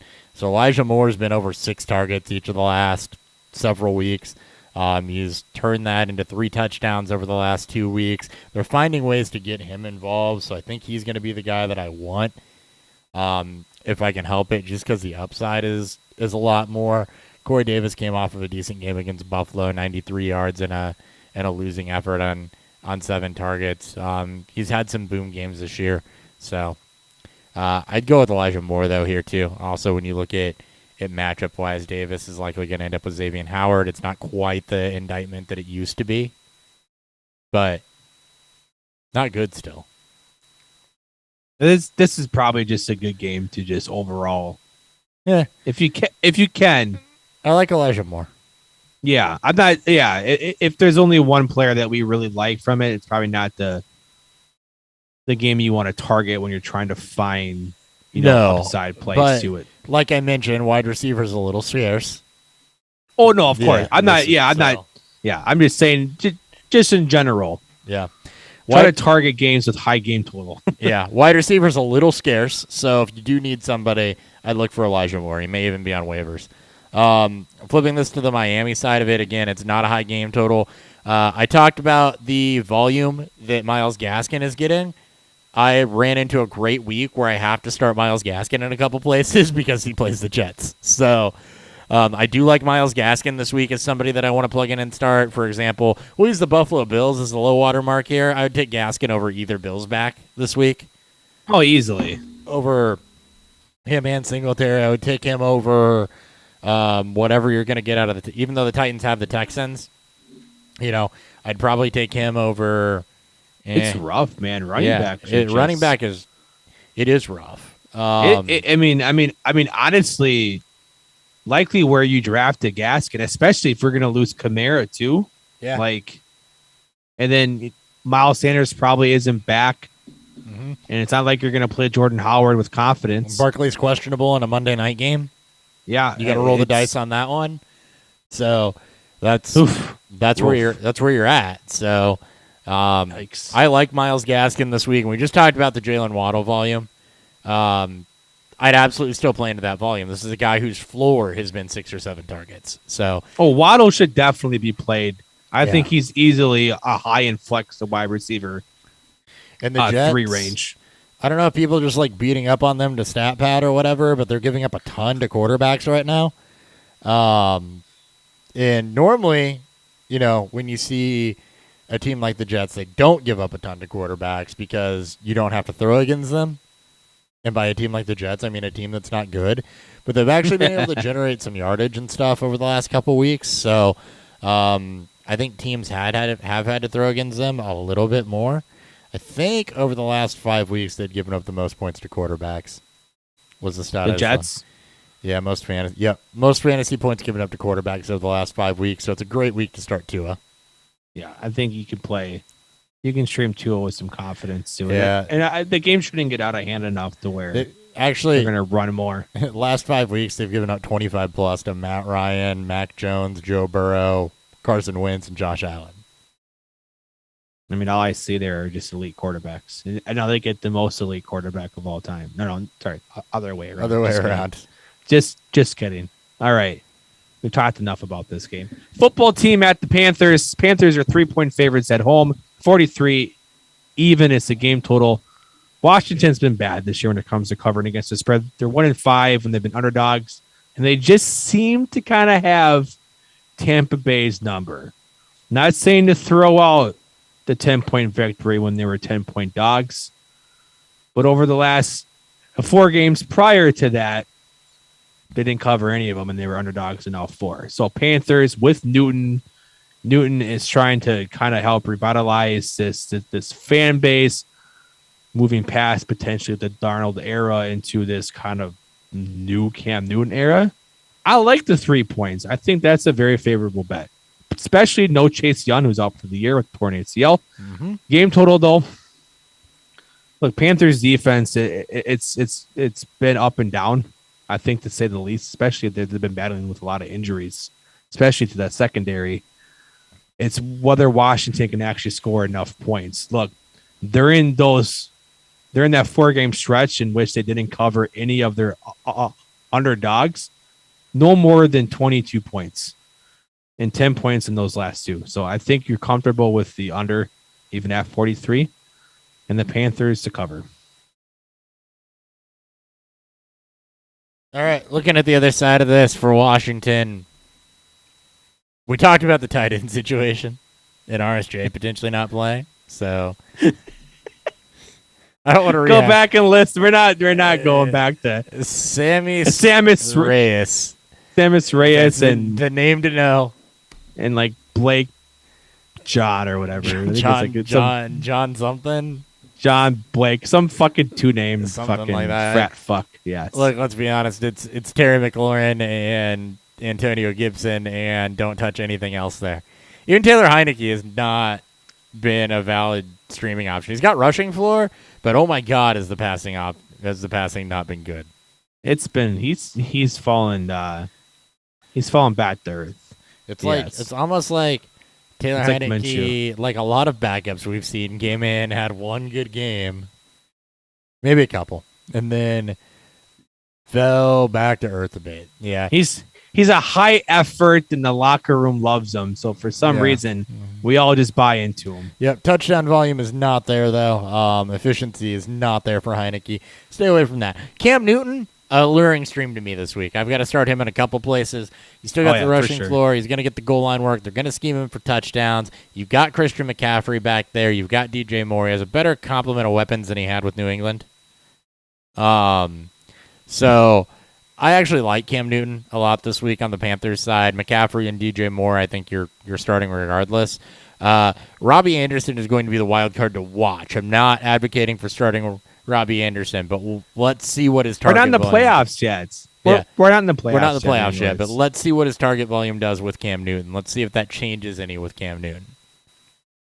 I concur. All right, let's pull up my second favorite team versus your favorite team. Baltimore at Chicago. Baltimore 5.5-point favorites on the road. 45 even is the game total. Baltimore has looked pedestrian. Yeah, but they're playing the Bears, who have looked something below pedestrian. Hey, they look good against Pittsburgh, which I don't know how much that's saying. I think they should have. I think they should have won that game. We're not going to get into that game. Fields may have found something, I think, is the biggest thing there. He found his confidence. Yes. He found his confidence. It's all been. And we've seen that flip for players, too, especially highly talented players. Remember when Jonathan Taylor said the game slowed down for him? And he been dominated that second half season, yeah. Tear ever since. Dominated since. Yeah, exactly. It's just like something clicks, and then they get it. So maybe that's what it is with Justin Fields, right? Pittsburgh, good defense. Yeah. They found a way. So could be. Look, from a betting standpoint, Baltimore has been pretty bad this year when they've been the favorite. 1-6 this year when they've been the favorite. They haven't covered a game when they've been the favorite by more than 3 points. It's been their Achilles heel. We've talked about it all year. I don't know if they downplay to their opponent or if they just get a little more exposed. Bears also have not been great this year against the spread. 2-5 when they've been underdogs, and they've been underdogs for the majority of this season. I like the Bears at home. I also expect this line to move. I think 5.5. I don't know what it opened at. It's going to close up. Open at 4.5. So it's even gone up some points. I expect this to finish around that 4.5 point. It will reach a point where people do not want to bet Baltimore anymore. I think most people expect Baltimore to bounce back from that, from that disappointing loss against the Dolphins. But I think Chicago has found something with Fields. Fields has gained that confidence. Baltimore has struggled to cover when they've been the favorites this year. On the road, both teams coming off, or with the Bears coming off their bye. I like the Bears to cover 5.5 points, especially right now. Game total, I'm going to probably stay away from. Sure. So this is a situation where you've got two defenses that have a lot of speed at linebacker, which what I'm saying for that is that don't start Justin Fields and don't expect Lamar Jackson to carry your team this week. Because these are two teams, like I just mentioned, they have a lot of speed at linebacker, and that is bad for rushing quarterbacks. Neither team has really played a rushing first quarterback, but neither of them are giving up a lot to. I mean, both teams have a season high of 30 yards rushing allowed to a quarterback. It was to Mariota for the Ravens. It was to Baker Mayfield for the Bears. Bayfield. And I am pretty sure Roquan Smith was out for that game. So, that being said, it's still Lamar Jackson, so who knows? It's still Lamar Jackson, right? That's why I'm not saying you sit Lamar Jackson, but I would not play Fields, even though he's third in rushing this week. Looking at some of your running games, Devonta Freeman is not awe-inspiring. Again, the Bears still have a about a middle of the road run defense. So he's kind of right there with the Buffalo backs, in my opinion. It's kind of like a round of not sexy, and hopefully you don't have to do it. Yeah. For Baltimore, they're also not giving up a ton in the running game. The Bears will try to lean on the run a little bit with David Montgomery. David Montgomery's been very good dating back to last season. But this is not a game where I expect there to be a lot of blow up there. They just held Myles Gaskin to about 1.7 yards a carry. So that game was so Bears are going to struggle. Whack. Yeah, Bears are going to struggle to find offense. For the Ravens, where you are going to find value is in Hollywood Brown. The Bears can very easily be beat over the top. That secondary, has some okay pieces in Eddie Jackson and Jalen Johnson, but I'd expect Johnson to be on Bateman for the majority of this. So Marquise Brown's going to get to pick on like Kendall Vildor. So I like both Ravens receivers in this one and not a lot else. Not on Mark Andrews. Not necessarily, no. Jackson's a good cover safety, and Smith is a great cover linebacker. So, I mean, it's hard for me to be on Andrews. I'm on Andrews as much as I'm on Dan Arnold, basically, or any other tight So you like him end. It might be more. It's a lot more difficult to bench Andrews than it is to bench a guy like Arnold. Just it is. It's the same thing with give Hawk, him where you right? got him. It's the same thing with Hawk. Exactly. It's the same thing with Kittle, who, I don't expect Kittle's game script to give him a lot of volume, but the talent and the upside is there. It's the same thing with Andrews, right? The Bears match up good defensively against the Ravens offense. But we know and have seen this year that the Ravens can flip to a passing attack if they need to. But when I say they match up good against the Ravens offense, that's what we'd normally expect. They have the pieces to cover Andrews. They have the pieces to... You can't stop Lamar Jackson on the ground. You can only hope to contain him. That's perfect. So... Yeah, that's as much as we need to talk about with that game. Yep. Saints at the Eagles. The Eagles 2-point favorites at home. 43.5 is the game total. Yes, Eagles favorite, but this might be due to Kamara potentially not playing, probably leading towards that way. Taysom Hill. It's going to be just more Trevor Siemian. So conflicting kind of trends for the Saints when it comes to betting them. Saints are on the every other trend right now, where they've covered one, not covered one, back and forth. They're on the week where they're not supposed to cover, but yet they're 4-0 as underdogs this year. And technically right now, Saints are +2 as underdogs. So do with that information as you will. The Eagles have kind of been a bit of a wash. They're 5-5 overall. They're 1-0 this year as favorites. They don't, obviously not a good team, so you won't be favored a lot this year. I'd probably stay away from this game. With the game total being 43.5, look, Saints are losing their top playmaker on offense, and you're expecting Trevor Siemian to kind of carry it. I expect this game total to start to dip a little bit more, especially when we get confirmation that Kamara is not going to play, or it looks or becomes more and more doubtful that he does. So, if you want to bet the total of this game, get in now at 43.5 before that dips another 1 or 2 points. Otherwise, I wouldn't bet it.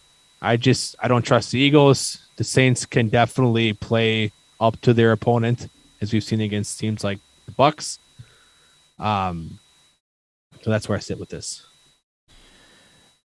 Yeah, flipping this over on the Saints side of the ball, Traquan Smith, has given them a little stability at wide receiver since coming back. He did see target volume last week. Touchdown really saved his day, though, as I believe it was only like 44 yards on 10 targets or something like that. 7 targets, 44 yards, and a touchdown. So that's where the volume's going. Same thing with Callaway. So that makes it really hard to want to play a Saints wide receiver unless you're in a pinch. They're very touchdown dependent. There's not a lot of floor there to any of them. The only guy from the Saints that I'm really looking at is somebody that I absolutely want to play is Mark Ingram in the absence of Alvin Kamara, which I expect to happen. Over 100 scrimmage yards last week. We'd kind of hypothesized that once he got out of Houston, some of the efficiency would come back. And it has. For New Orleans, he's been over 50 scrimmage yards since he got back into that lineup. 2 games with, 1 game with Kamara, 1 game partially with Kamara, I'm pretty sure. And it's gone up every week. So he is finding some efficiency. He had 2 touchdowns last week as well. So a little bit of a blow-up game for him. And that's how the Saints want to run this offense. So if there is no Kamara, I have no pause about starting Mark Ingram. The Eagles are not a team that necessarily strikes fear in me against running backs. They've been okay against them, but, they gave up what I would consider viable days to the likes of Melvin Gordon, Jamar Jefferson, decent day to Kenyon Drake, huge day to Fournette, Chuba Hubbard. So, Ingram's going to be able to find some success here against Philly. Flipping it over to the Philadelphia side of things, Jalen Hurts, the rushing floor is there. I think you can absolutely start him. New Orleans has been very, very good against the run. I do not want to get cute with Jordan Howard or Boston Scott this week. Gibson, Barkley, McCaffrey had big games against them, but then Aaron Jones, Brandon Bolden, Alex Collins, Mike Davis, Deonta Foreman, all relatively, Leonard Fournette, all relatively kept in check. Jordan Howard is not on the level of Barkley, Gibson, or McCaffrey. I don't want to go out and run him or Boston Scott in this game. What I am interested in is Hurts and at least the passing game a little bit. We've seen Devonta Smith kind of come on a little bit over the last few weeks. He's a guy that we didn't talk about earlier on in this episode, but he's getting the majority of their volume in receiving work. 12 targets, 3 touchdowns over the last 2 weeks. So Devonta Smith on a little bit of a hot streak. Goddard obviously is a tight end, and tight ends are they're trash. So you either start them or you don't. I'm going to go with probably not. It's going to be a struggle of a game. I don't expect there to be a lot of points in this one. Sounds like Vegas doesn't either. Outside of Mark Ingram and Devonta Smith, and Jalen Hurts for rushing floor, there's nothing really sexy here. No, I agree. Texans at the Titans. Titans 10-point favorites. 44.5 is the game total. Titans, first time this year, they're double-digit point favorites. Houston, 6th time they've been double-digit point underdogs. 2-3 in those 5 games. They're 2-0 to start the season with Tyrod Taylor. Obviously, Tyrod struggled in his return against the Dolphins. Then you had, their bye week, so hopefully things have kind of, they didn't have it, but hopefully they've righted that ship in his return here. So from a betting standpoint, Tennessee's been fantastic this year. They're 7-3 on the season. Generally, they're double digit, or generally they're underdogs. That's been generally where their wins have come from. 2-3 as favorites this year. Again, they're not double digit point favorites, so it's hard to know what to trust there. With no Derrick Henry, it's hard enough to kind of run down the clock here. But Houston, again, has been kind of up and down bad all year. So from a betting standpoint, I'll take Tennessee at home in hopes that we're still one more week out from where Tyrod is back to 100%. Game total, again, it's expectation that Houston can keep up with Tennessee and score enough points to get there. I'm going to stay away from the game total and just take Tennessee at -10. Yep. Tennessee running back situation is what we're all watching, but I don't think this would be a Jeremy Mcnichols game anyway, even if he were to play. This screams Deonta Foreman and Adrian Peterson just get ahead and grind this one down. So I'd expect those two to mix in a little bit. Foreman's looked like the more efficient of the two backs, though, and he definitely fits Tennessee's running scheme for sure. So start Deonta Foreman this week is kind of a bold, not so bold, good game script call. Especially if McNichols is not going to play. Yeah, especially without McNichols. I love a Foreman start this week. I'm okay with the Peterson start. Nothing else in the receiving game other than A.J. Brown. I know we saw Marcus something. What was his last name? Why can't I think of this? I totally just blanked. Yeah, I don't know who you're going from. Titans receiver Marcus. Marcus Johnson. Marcus Johnson. That's it. Yeah. Yep. Don't chase those points. I needed to remember his name to say ignore that. I don't want to start anything other than A.J. Brown because of the game script I expect this one to be. On the flip side of that, Titans haven't exactly been a lockdown defense. They've been fine, but there's some yardage to be had. Brandon Cooks is going to get peppered with targets. I don't want anything else other than that. But Brandon Cooks is at least going to have some volume and should be able to give you a relatively solid day there. We saw him start the season at least all right with Tyrod Taylor there. And really through the first, 3 games, he was double-digit targets all over the place, and it was the same thing last week with 14 targets. Only amounted to 56 yards. The volume's there. This is a Jalen Waddle scenario, essentially. So, yeah. Yep. I do like Cooks this week. Who, by the way, is trending for yet another 1,000-yard season. You love things you love to see. Brandon Cooks, always value. Yeah, every time. Every year. Somehow. Where will he be next year? He's still only 28. We got another 2 to 3 years of Brandon Cooks before we're out of value. Packers at the Vikings. Packers 1.5-point favorites on the road. 47.5 is the game total. Again, kind of the battle of the streaks. Outside of week 1, Green Bay has covered every game they played in.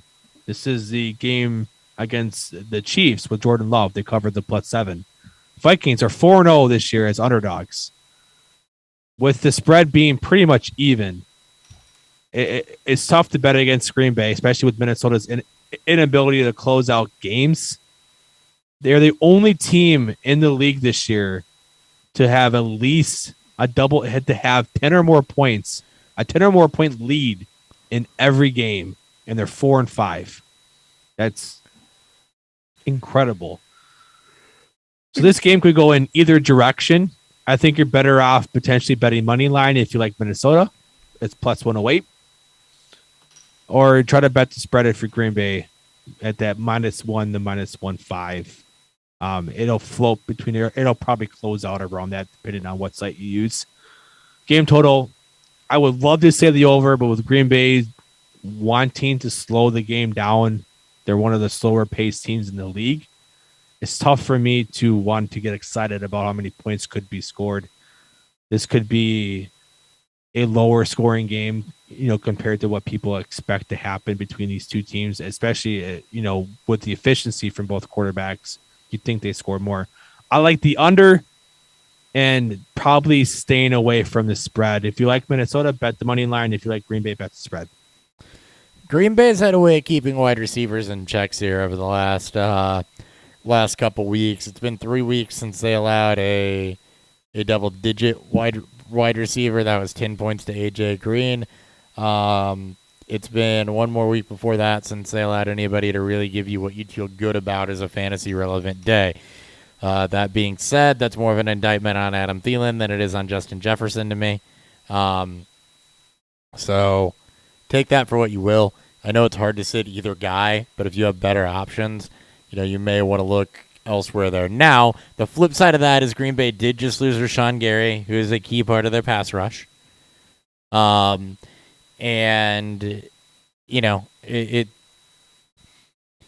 You had Russell Wilson coming off of, it's not like they've faced bad pass defenses or bad passing offenses while they've been doing this. The teams that they've kept in check are Arizona, Kansas City, and Seattle. So, and that's Seattle with Russell Wilson back. So, gives me a lot of pause around the Vikings passing game. Now, you're not sitting Justin Jefferson, but there is a scenario where I think that you could steer clear of Thielen a little bit. Dalvin Cook, you're fine there. Kirk Cousins, maybe not somebody I'd want to stream. Flip side of this for Green Bay, no Aaron Jones. A.J. Dillon should get the run there. What I want to watch in a game that I'm hoping can push a little bit of pace is Kylan Hill. What's his role going to be without Aaron Jones there? Because A.J. Dillon, Aaron Jones was getting the majority of the receiving work, right? Yeah. So A.J. Dillon's going to have the rushing work to himself, but what does Kylan Hill get, if anything, is what I want to watch here with Green Bay. He's a guy that we really like coming out. Again, something to keep an eye on for waiver wire next week because we won't talk to you till next Wednesday, right? So just like I said, I was watching what Robbie Anderson's target volume is going to be with Cam Newton. I'm watching what Kylan Hill's volume is going to be with no Aaron Jones there. That's not saying go start him.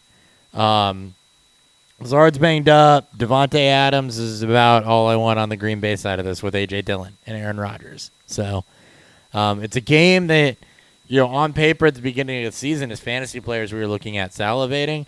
Green Bay has found their defense. And like you mentioned, Dan, they want to slow the pace down. And when they slow the pace down, that really kills any other secondary receiving options. Aaron Jones is averaging 4.7 targets per game. Obviously, Kylan Hill isn't Aaron Jones at this point in their careers, and he probably may never will be. And he's also getting 8 to 10 carries a game, too, so maybe he'll get a couple of those. Maybe they don't all go to Dillon. Yeah, he's generally in that upper teens and routes run. It's going to be neutral game script, I believe, throughout. Even when Minnesota gets up 10 points, because at this point, it's probably going to happen. It should be a little bit more A.J. Dillon. Again, yeah.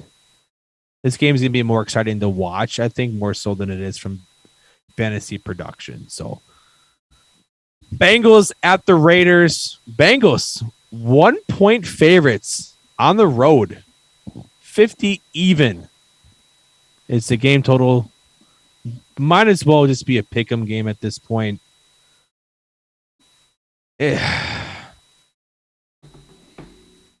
When it comes to spreads, both teams are pretty much 50-50. Both teams are 4-5. Both teams are struggling to cover. They're 2-2 in their last 4 games. They're both on 0-2 streaks at this point. Raiders are 3-2 as underdogs, while the Bengals are 1-3 as favorites. But when this game pretty much looks like a pick'em, you might as well go ahead and pick the team you think will win. Raiders, neither team per FanDuel has an even or better money line bet. Raiders are minus 106, Bengals are minus 110. If you're going to bet this game, you might as well bet on who you think wins it. The game total at 50 in the spread as it is. I like the over and just have fun. Maybe tease down and get an extra 5.5 points or another 6.5 points for whatever team you like. But I just like the over. Just let's throw this game on, and hopefully between Burrow and Carr, we can get some light shows. And, oh God, I just about threw a beer bottle. That's not good. I don't disagree with that. I like both quarterbacks this week. This is a week where I'm actually kind of a fan of running out Josh Jacobs because pretty neutral against the Bengals. He is getting more run than Kenyon Drake is. I don't expect him to be schemed out. Should be get right for Waller. Hunter Renfro is a good play. Flip side of this, we talked about Uzomah earlier on. Think he's a guy that you have to plug in. Both Bengals receivers with Chase and T. Higgins are going to be solid options here. This is a game that I'm looking at and I like for fantasy. If I'm going to play this is a fantasy game of the week, it's this one right here where this is a game that I want to target. This is a game that I want people from. I don't disagree with that. I mean, outside of the Cowboys and Chiefs game, which we'll get to in a couple of games, yeah, this should be the game where I think you expect to see the highest point total. And then DFS, for all your DFS guys out there, this is to be a fun game to stack. None of their quarterbacks are high rushing upside, but with receiving options and good options to have that comeback to, whether it be Renfro if you're going Burrow, Higgins, Chase, one of those two, or even throwing out a guy like Waller, who I'm sure is going to be priced down potentially, just given the struggles in fantasy production that he's seen recently. Mm-hmm. All right, Cardinals at the Seahawks. Cardinals 1.5 point favorites on the road, a 47.5 game total. Hopefully, this is the game that Murray is back. Because God forbid I do not want to see more Colt McCoy. Jesus fucking Christ. It's trending that way for Murray. So let's hope for Murray. Because with Murray, you get him on almost on a 5-game streak. Obviously against the Packers didn't go their way. They're 5-1 with Murray over his last 6 games. This season they're 3-3 as favorites. Seattle, again, kind of in that middle of the road. They were 3-1 coming into this against the spread.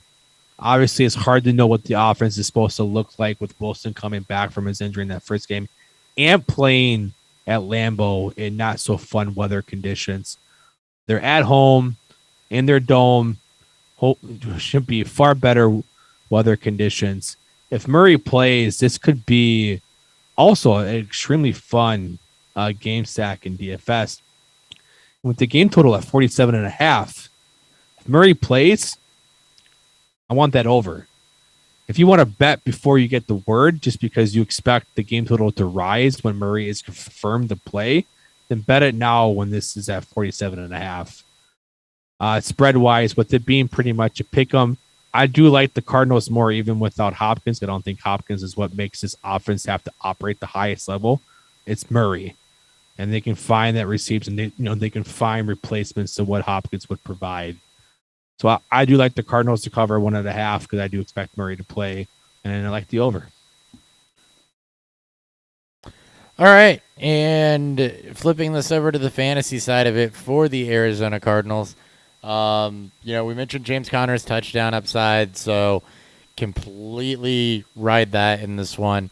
We hope Wilson's got the rest knocked off and can keep this game going a little bit. But, we saw basically that, Benjamin is not going to be a 1-for-1 replacement for Chase Edmonds, and that is good news for James Conner.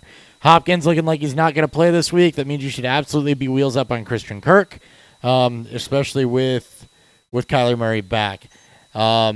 Seattle's a little bit trickier. Chris Carson likely to not play. We're very heavily watching Alex Collins, which means that this could be a game that ends up being a hot hand approach between DJ Dallas, Rashad Penny, and Travis Homer, which is not sexy for anybody. That's a situation that I think I would generally like to avoid, despite the Cardinals not being good against the run, because you have no guarantee of what that volume is going to look like. I will go ahead here real quick while I've got it. Go back and look at last week, which I'm assuming wasn't a ton of volume against Green Bay. They were down the whole time. Week before since Carson's been out. So last week it was majority Collins. Homer's the only other one that saw any work. Makes sense, right? Because of what you were doing game script wise. Against Jacksonville, which was a game where they led, but you're working with Geno Smith, it was all Collins, but Rashad Penny got a little bit more work and was horribly inefficient with it. With Travis Homer. Going back week before that, they lost to the Saints in a close game. It was about the same split with Penny and Homer. So no guarantee on who's going to get the volume there, basically. If you need somebody, you're desperate, looks like it's going to be Penny or Homer over Dallas, I'd probably go Penny. He is getting more run than anything, but not a guarantee. It's not like an ace in the hole at all for that one. And the wide receivers have both been very up and down for Seattle. Arizona will definitely give up points to wide receivers, but there's no real consistency around who they're giving up those points to or what type of player they're giving up those points to. I do think, let me see what you deduce from this. Top wide receivers against Seattle. Against Arizona.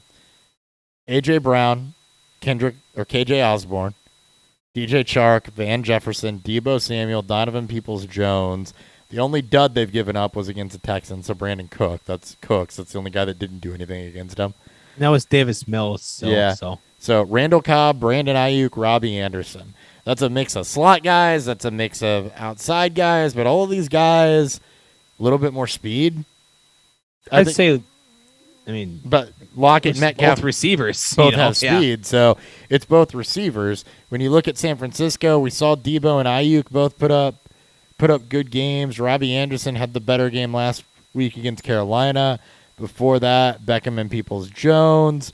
You had Cooper Kupp, Robert Woods both have double-digit games, so I would agree with that. It looks like it's both receivers for Seattle. Long way to get there, but looks like it's both receivers. Avoid the running game on that side of it. And then to recap, because it feels like an hour ago that I mentioned what we were doing with Arizona, Christian Kirk with no hop, and James Conner. Boom. Patriots also just scored again. At 25-0, Matt Ryan got obviously benched in a lopsided victory for the Patriots. Josh Rosen comes in, throws an interception right away. Pick six? No, that was, I think Matt Ryan was pick six. Oh. Yeah. Game's over with now. I think Rosen threw another pick. They're kneeling down. Team unders win again. Yeah. Shout out. Just 25 points there. Some pretty mediocre games all around. I mean, I went, yeah. Big note that Harris and Ramondre Stevenson pretty much splitting touches that whole game. Harris working back from injury, but if Stevenson continues to play well. Harris working back from concussion, though, not soft tissue or anything either. So that's fair.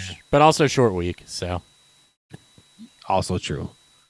All right, let's wrap this shit up. Oh, we got a question coming in. Michael Chap. A little late. What's happening? Hey, we love late questions.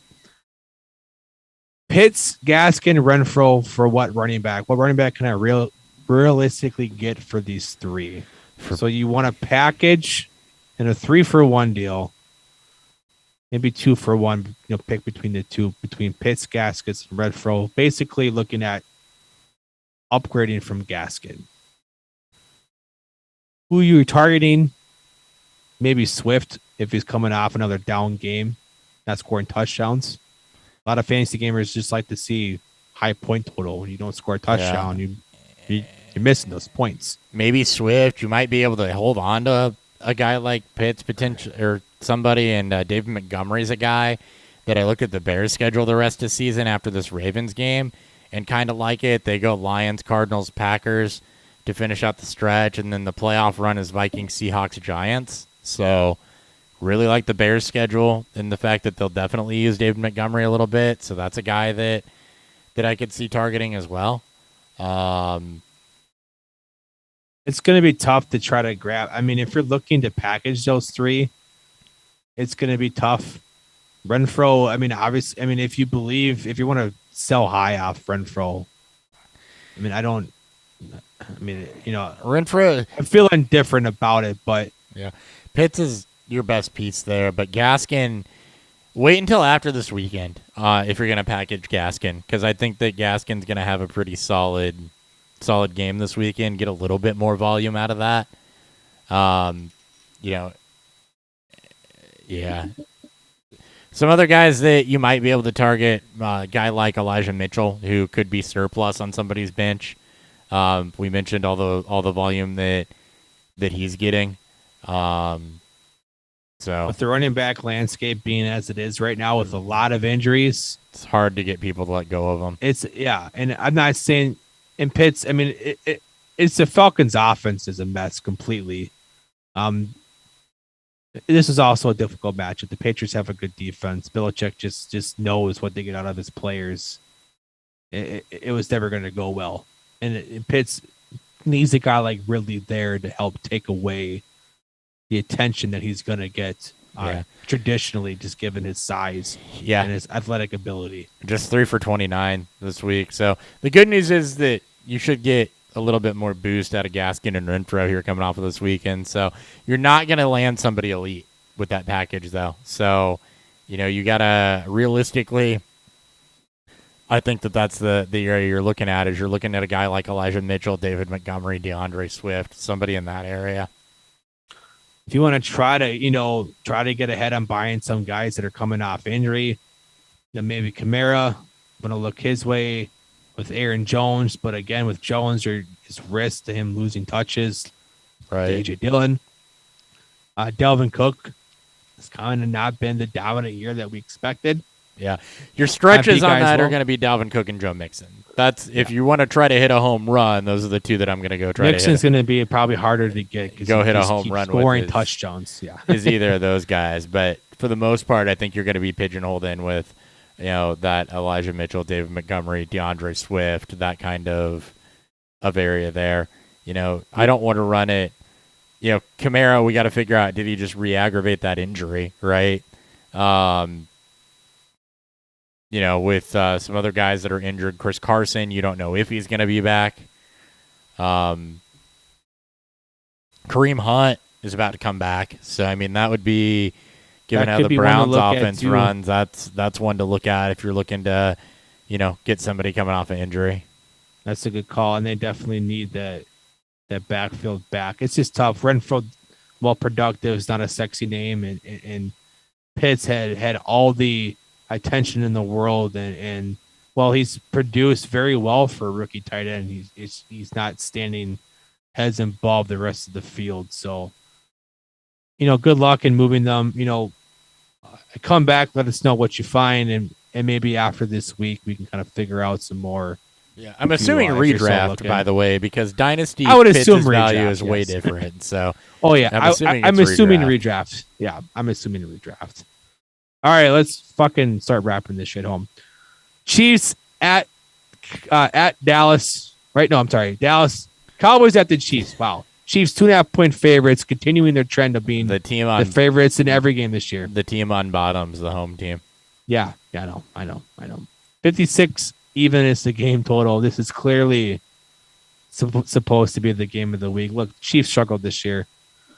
They're 0-5 as home team favorites. They're 3-7 as a whole as favorites this year, which means they're 3-7 against the spread as a whole because they've been favorites every game. And Dallas has been pretty much dominant. Outside of the game against the Broncos, they're 9-0 or they're 8-0. They're 3-0 as underdogs and they're 4-0 as away team. With the spread being pretty much a pick 'em, again, it kind of lends to just, picking who you want. Chiefs -138, Cowboys +118. If you don't want to take the money line, I do like Dallas in this game.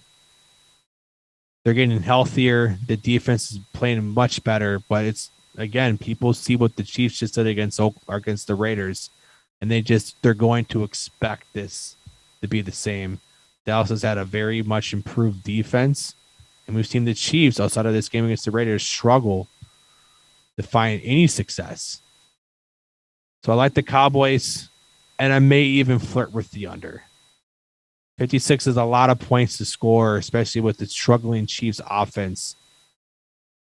I like the Cowboys to cover 2.5, probably even win this game, and I'll take the under. I like that call. Flip side of this, Chiefs-Cowboys game. Darrell Williams has been on an absolute tear, and so much so they don't feel like they need to bring back Clyde. So, yeah, I don't know how you don't ride the Darrell Williams train into the night here. I agree. So, other side of this with the Chiefs, Travis Kelce's got off the schneid a little bit. There's no way you're sitting him. You're not sitting Hill. It's chalk, even though chalk is not necessarily as sexy as it once was, right? It's still a thing. So, up and down, by the way, for backs against Dallas. Melvin Gordon had himself a good day. Damian Harris, Devontae Booker, but then some bad games mixed in there too. KC's got enough balance to where I think that you're totally fine with Darrell Williams. On the flip side of this for Dallas, everything. Michael Gallup and Dalton Schultz, I'm still kind of like out on how that's going to land, right? We did not get a lot of clarity in that scenario in a 43-3 blowout where Cooper Rush is in at the end of it and they're not really having to throw. Neither guy really did that much. So interested to see what that's like in a closer game.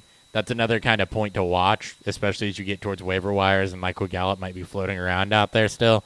People dropped him during his injury. So more of a point to watch than anything, but I'm okay with Cooper, Lamb, Zeke. Tony Pollard falling off a little bit since his hot start, but, should still see some run, I would think. He's the highest upside backup. And in a game where, you have a near pick 'em in a 56 game total, like, I agree. I think I want to see how this Gallup and Schultz team plays out. I'm still playing both. Yeah. Kind of with some confidence to it. Like this, we're so, people are still chasing that Chiefs and Rams game from a couple of years ago where he had almost 120 points total. Right. And we're trying to, find that game again, and what we're seeing that's not, coming to light. But I'm chasing that upside in the game that may produce 80 plus. Yeah. Also, both quarterbacks. This is another game where it's just if you got pieces, you can start them. Even if you have to spot start Tony Pollard, right? We talked about how the landscape is not great. How maybe you want to steer clear of somebody like Michael Carter, the two Bills running backs. Pollard is, I think, above that threshold at least. So something named Philip Franks threw an interception for the Pack. Felipe Franks. Felipe Franks threw an interception for the Falcons. Yeah, I remember Felipe. No touchdowns and 4 picks. Former Gators quarterback, I think. I think that sounds right. Jesus Christ. That's bad. All right, 2 games left. Steelers, Chargers. Power through it. You got it. Chargers are 6.5 point favorites at home. 47 is the game total. I think Big Ben's supposed to be back in this game. He was right? Yeah. Should be back. Both teams kind of been up and down against the spread this year. Chargers are 5-4. Steelers are 3-6. Steelers are 1-3 over the past 4 games. So have been the Chargers. As favorites, Chargers are 2-3. Pittsburgh is 3-1 as underdogs, and 2-1 as road dogs. I do like Pittsburgh to cover 5.5. Chargers offense just really hasn't been quite the same since those first 3 or 4 games. And while Pittsburgh's offense is so a bit of a mess, you can run all over the Chargers, which means slow game pace, a lot of Najee Harris. I like the 47 under because that's the game total, 47 even. I like the under, and I like Pittsburgh to cover the 6.5. Yep. Flip side of this for the Steelers. I mean, you got Ben back. It's going to be Deontay Johnson and Najee Harris. I'm still not with Ben's noodle arm. Like, I'm not on James Washington, and there's Claypool's likely to not play. Pat Freiermuth is the guy we talked about again. He's a plug-in and leave him at tight end right now. I'm not too worried about him. He's definitely a top 6 to 7 guy most weeks.